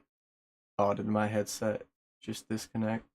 Oh, there we go. The game's going to be silent for the rest. That's fine. I forget. That's something with vanilla is whenever my headset disconnects, I have to restart the game for audio. But hey, it just means I can't listen to the birds, so thank God. Um, but and we'll go to Ornifex next. Yeah, that's like one aspect of it where I just think they could have been executed better. But overall, I see what they were doing, and I don't think that them being in the water is like, oh, this is unfair. You can't see them. I think the torch mechanic in Shrine of Amana, I think the way they did that was really good because it is very helpful when you're going through those archways, like those tiny little blocks, because you can technically see it, but it is much easier with a torch. But the two kind of debuffs or the two downsides to it is not only do you have to like give up your left hand, the dog enemies will aggro you from way further away when you do so. Like they have a much better range. They see you from a further distance, so you're more likely to encounter groups of them. So I think it's a good balance of like options that have benefits and downsides, and it's actually in it using something that's kind of underutilized in the game, which is the torch system. Yeah. And in a subtle way, it's not like there's anything to light or anything, but also it's not just they had to light at a bonfire or use the butterflies as much as I did. There were areas in it where there is like a torch on the wall where you can light your own torch. So they do have it where like even though it's a subtle thing, they do kind of push you in that direction. I think they do enough to communicate to the player, hey, this is something you can use. Trying to think of the other section, like through the sections. Like first section was good, second was all right. The ogres there are fine. They're very out of the way. They're out of place. I don't know why they're there. This is like a place for the dead, you know? Yeah. They just seem out of place. Like it's like I don't know why you're here. Like maybe there's lore implication, but they don't really fit kind of like the vibes or tones of it neither. So I thought they were kind of silly. Yeah. So there was that. Trying to think what other aspects of it. But yeah, first two sections, like going through the bonfire. Overall, I think they're pretty well balanced. And like I said, that first section where you go through the long, narrow way with two mages shooting at you and having the guys kind of jump at you. Using the torch when it kind of teaches you that. And another aspect is it shows you, because there's a lot of pillars to where they don't really have a likely chance of hitting you so long as you're slightly going to the left or right. And so in further areas, I feel like it encourages you to actually look at the different choices you have of, oh, I can go behind these, you know, if you don't have a shield, if you're not using range to cheese them.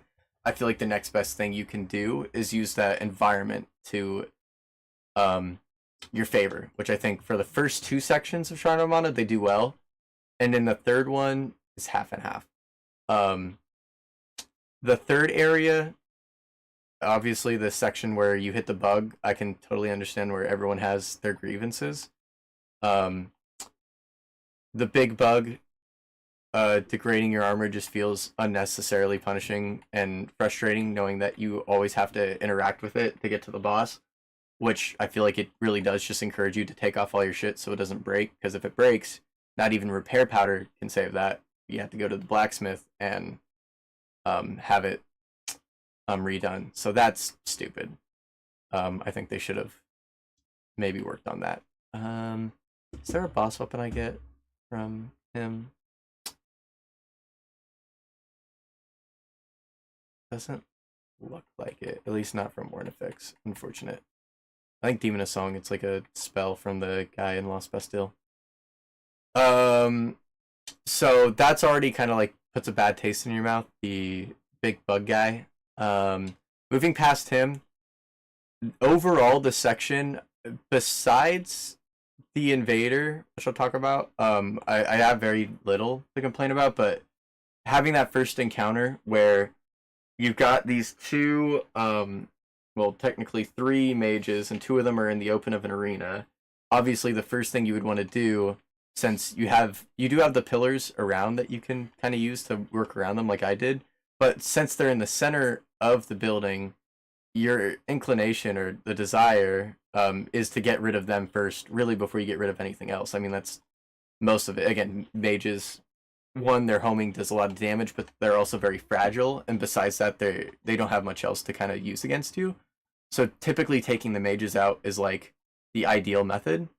Um, I think where you find the issue is with the invader coming up, and everything I explained on why I thought the mages were fair just gets thrown out the window because it's fast magic.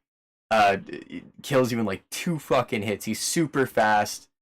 You know, because he's similar to a player, and the way I had to interact with him was like simultaneously going behind pillars and just hoping he'd do a slower magic or that he'd bait a magic when he was in front of me so I could smack him because he does have a shield as well on top of that. Very fucking frustrating. And again, the core issue with Dark Souls 2 is the fact that with the NPC invaders, you have to interact with them every time until you kill them once. You cannot get past that even when you're hollowed. I guess maybe if you get lucky you can run past everyone, but good luck. They'll still be there if you have to do the run back to the boss if you die on the boss, so that's stupid. So I think that was a very unfair and made the area very tedious. Once you get rid of him, I don't think it's too bad. At most, you're going to have 3 mages shooting at you at the same time. If you go to the middle one, it may be more frustrating, but I think if you kind of use the archways and go for the outer guy, and then kind of work your way with each one, especially since the third mage, it's not like she's out in the open. She has the pillar surrounding her, so half the time she can't hit you. Once again, with the even though there are a lot of dogs in the area, because of the singing and the effect, one, you know exactly where they're at because of the particle effect. And in fact, I should just show this while I'm explaining it. You say dogs, but they're like weird creature humor. I just call them dogs because they're like what the dog Resident Evil mutants. I'll just show it as I go through. First, like I said, this I'm not gonna give a pass. I agree. This is bullshit in every way. I might just use Murakuma. I may not even switch to my other weapon just for fun. But yeah, having the corrosion, I think having just the small guys here, I don't think that'd be a big deal. It would teach you like, hey, you know, don't just run through their corrosion the whole time, especially because they space it out. This guy just, you know, he's having a field day shitting all over. And there's not many openings to get to him, really. I mean, you can time it, but it's so slim that it's borderline unfair. But yeah, just so I can kind of show this area without the invader, who is, yes, a bullshit planter. Use that. That. Well, actually, I don't really need that. This. And this. Hey, pal. Nice. There. Just drink that. Okay. So, to kind of explain what I'm saying here, when you enter this area, obviously you immediately are getting attacked. And you've got 2, so obviously your inclination is, okay, you're going to interact with these guys. Now that I'm going through it, obviously the particle effects aren't here because I freed the Milfinito. So these guys will aggro much quicker, but every time you encounter this, pretty much up until you beat the boss, these guys will always be under the paralysis effect, so you'll know exactly where the dog creatures are, and you can easily walk your way around them just by paying attention to that. And once again, because they're not really good at tracking you on their first jump when they're under the kind of particle effect, it just makes it easier to kind of approach them. Now, like I said here, if you go for the opposite guy, oh shit.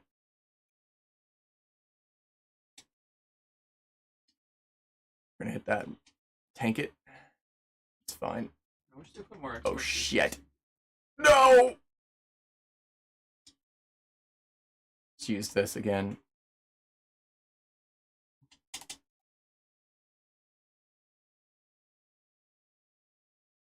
Doesn't help I can't use audio.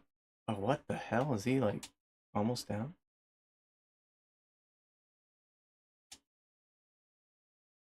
Bam. Alright. So even using a slow sword, like I said, having these pillars, even though you have very little room to work with, still makes it very possible. Obviously, you want to go for the archers first, but having that archer kind of in the hallway, making it so that she can only really attack you if you're out in the middle here. So you're going to deal with probably 2 streams taking out the first one, and then have a couple of these guys kind of running at you, which, again, I'm pretty sure it's by design. But then having the ability to kind of like go back in this corner to recoup after getting rid of that first kind of obstacle being the first mage, that other one can't attack you. It really is just this one. And again, if you're really paying attention to them, I wish I still had the audio because they have a very distinct audio cue. So I think they're very easily communicated even when you're not facing the arrow of kind of the distance of where it's at you. Like the homing, it's very loud. On top of that, as you can see, like I find them very, even if you're walking in the water, you can still easily dodge these. They're not super duper bullshit. They do a lot of damage for sure, but as long as you're moving around and you're just doing what you can to strafe back and forth, it actually makes kind of engaging with these enemies a bit more interesting than I think archers, because archers do try to home you and predict where you're going to be, and that's where their shots go, which kind of makes a lot of their shots silly when you do this strafing maneuver like that. Whereas this one has like this natural homing that's doing to you because it's magic. So it kind of makes it more, even though it's homing, it makes it similar kind of to the encounters you have with the archers in Undeadburg in Dark Souls 1, where as long as you're moving while you're fighting the melee guys, archers don't pose a super strong threat. The only difference being these guys obviously do more damage. But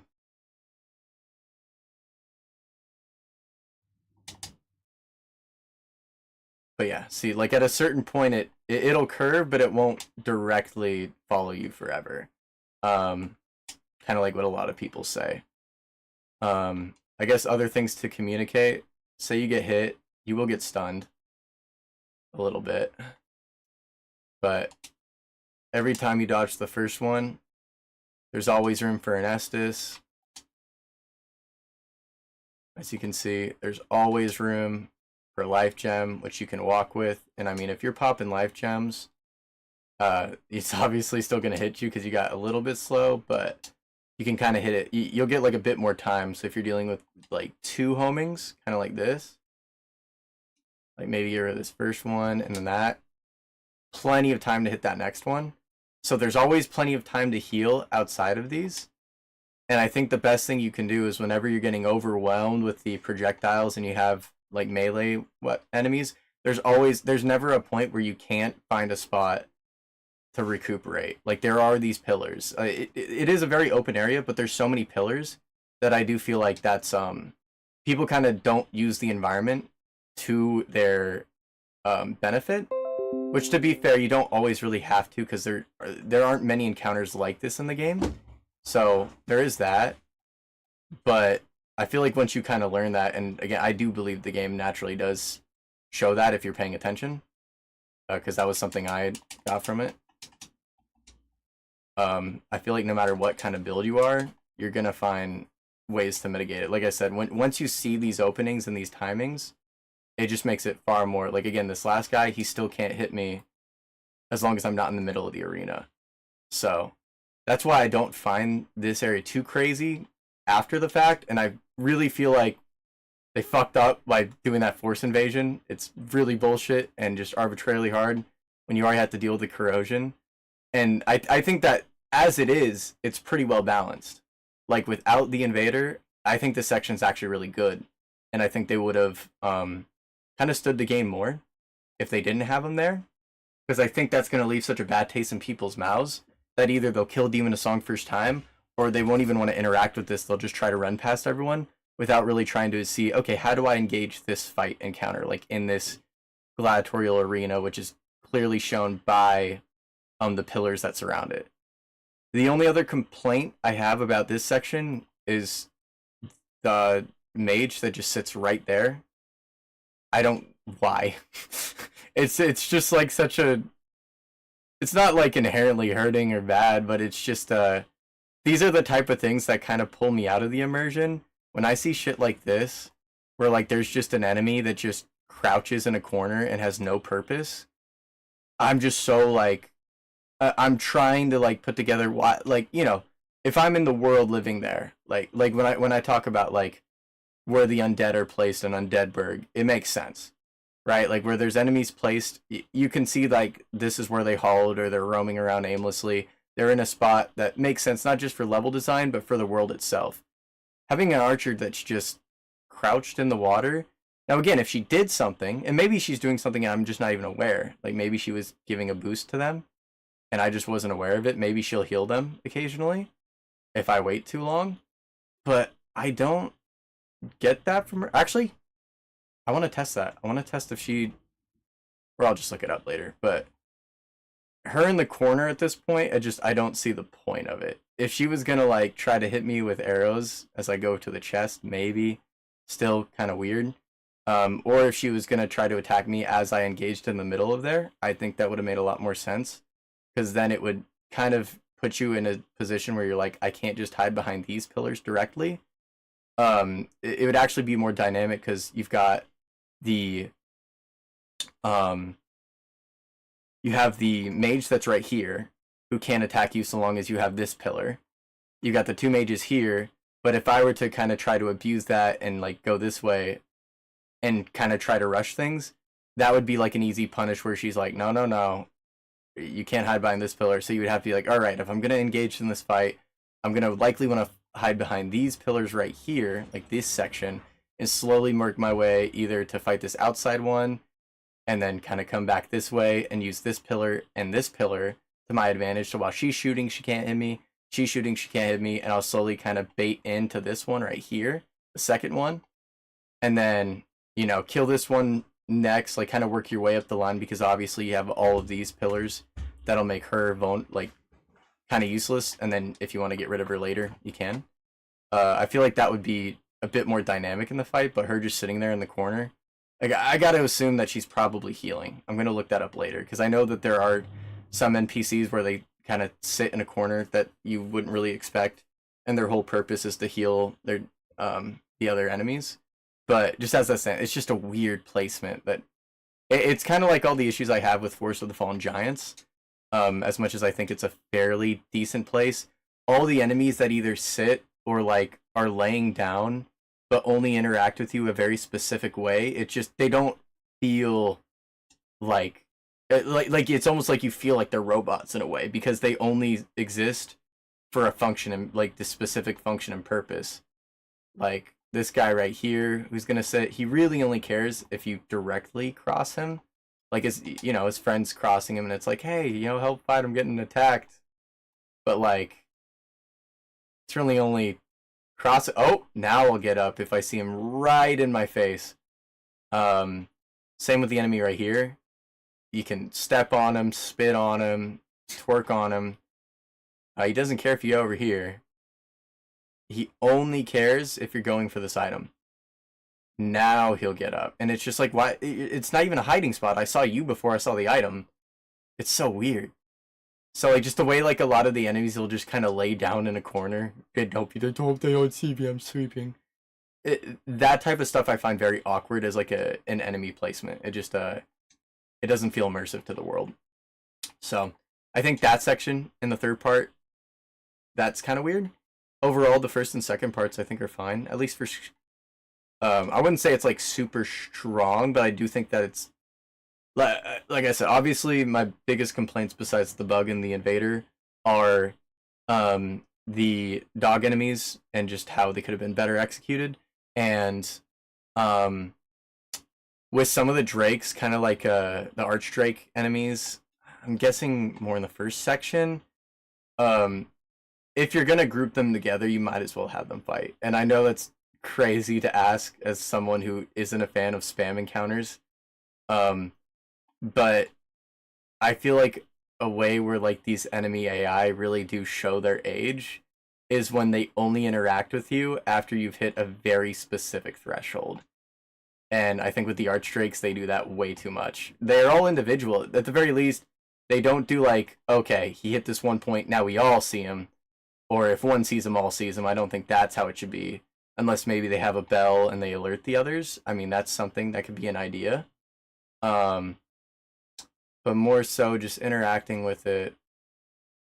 If I run around here, these guys here, like my big thing is like you've got 3 enemies that are clearly all guarding for the same purpose. And it, it's kind of open. I guess like I just don't find the encounter creative, and I find the enemies unintelligent because I just have to hit right there, and only one sees, and the others are just kind of waiting. It's kind of similar to how you bait out the enemies going to the executioner's chariot. The enemies that kind of they kind of just wait for you one at a time if you bait their very specific point. And I feel like if there was more, it's kind of mostly in part because this is so open and there's not much interactability with like maybe some walls or pillars or I find stuff like this to be, it just makes the enemies less engaging because I just kind of have to wait. Just bait. Instead of trying to engage with it as a level, just going through it. So in other words, bad design. I don't think it's great design. I'm trying to be fair though, because like I said, I think that people hate on this area not realizing how similar it is to most areas in Dark Souls 2. So when it's the people being like, look, I love Dark Souls 2, and even I can't defend Shrine of Amana, I'm like, then can you defend the rest of the game? Because if I can make a defense for this area, in part because it's so much like a lot of other areas. Like I know a lot of, like I said, I can agree with the bug. Yep, that stops you. Besides the bug, every other encounter you can easily apply, like how you, like what people critique of like, oh, this is how you have to encounter the area of like slowing and baiting and getting to these like archers that are like, or not archers, the mages are bullshit. You can apply that to the Duke's Tear Freya area, Seldora. Like 100%.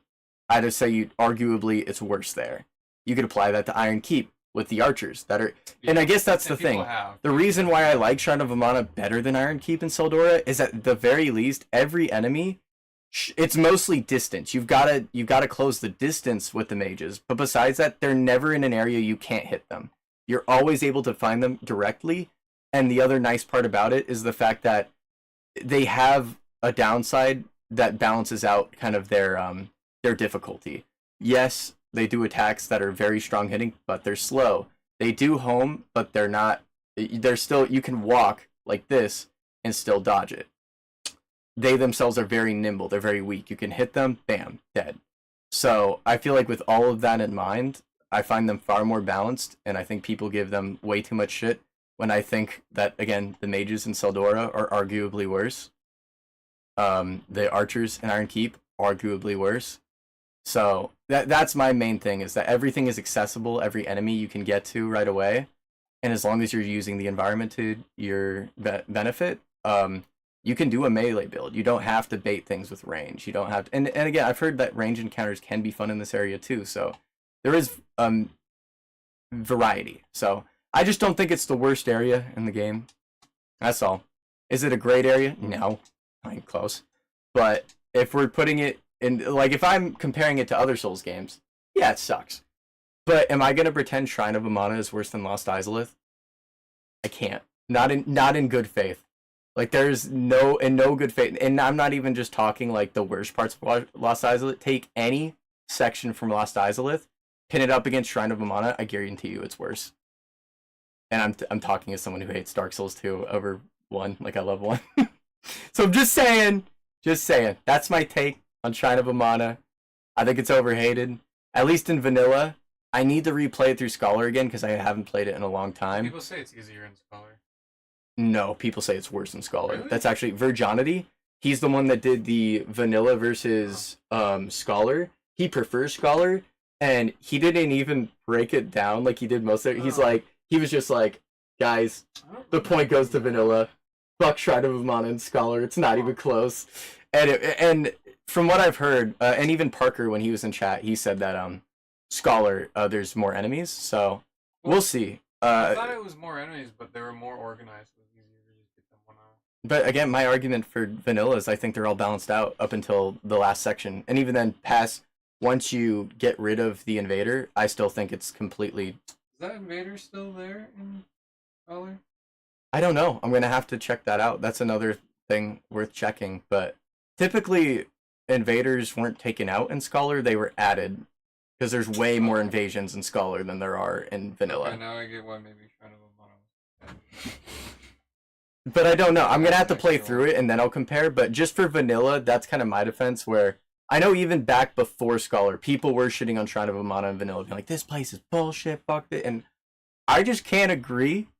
Just because, like, for all the aforementioned reasons, like, I'm not gonna say it's like an amazing area, but besides just glazing it for its visuals, I think if you're actually looking at its design in Dark Souls 2 standards, it's all right. Not good, not bad. Just you gotta see it for what it is. So that's how I see it for now. It looks but, prettier in Scholar. Oh, it looks so much prettier. But we're gonna end that there. I just wanted to give that spiel, and I'll send that timestamp to Parker so we can see it. And yeah, I don't really do outros, so bye, fucker, you fucking loser piece of shit. Sorry, where's the button? Where's the button? Where's the button? Where's the button? Where's the button? I'm gonna say slurs. Stop! I'm gonna say slurs. You're so lucky you don't have neighbors that can hear you. There we go. I ended it.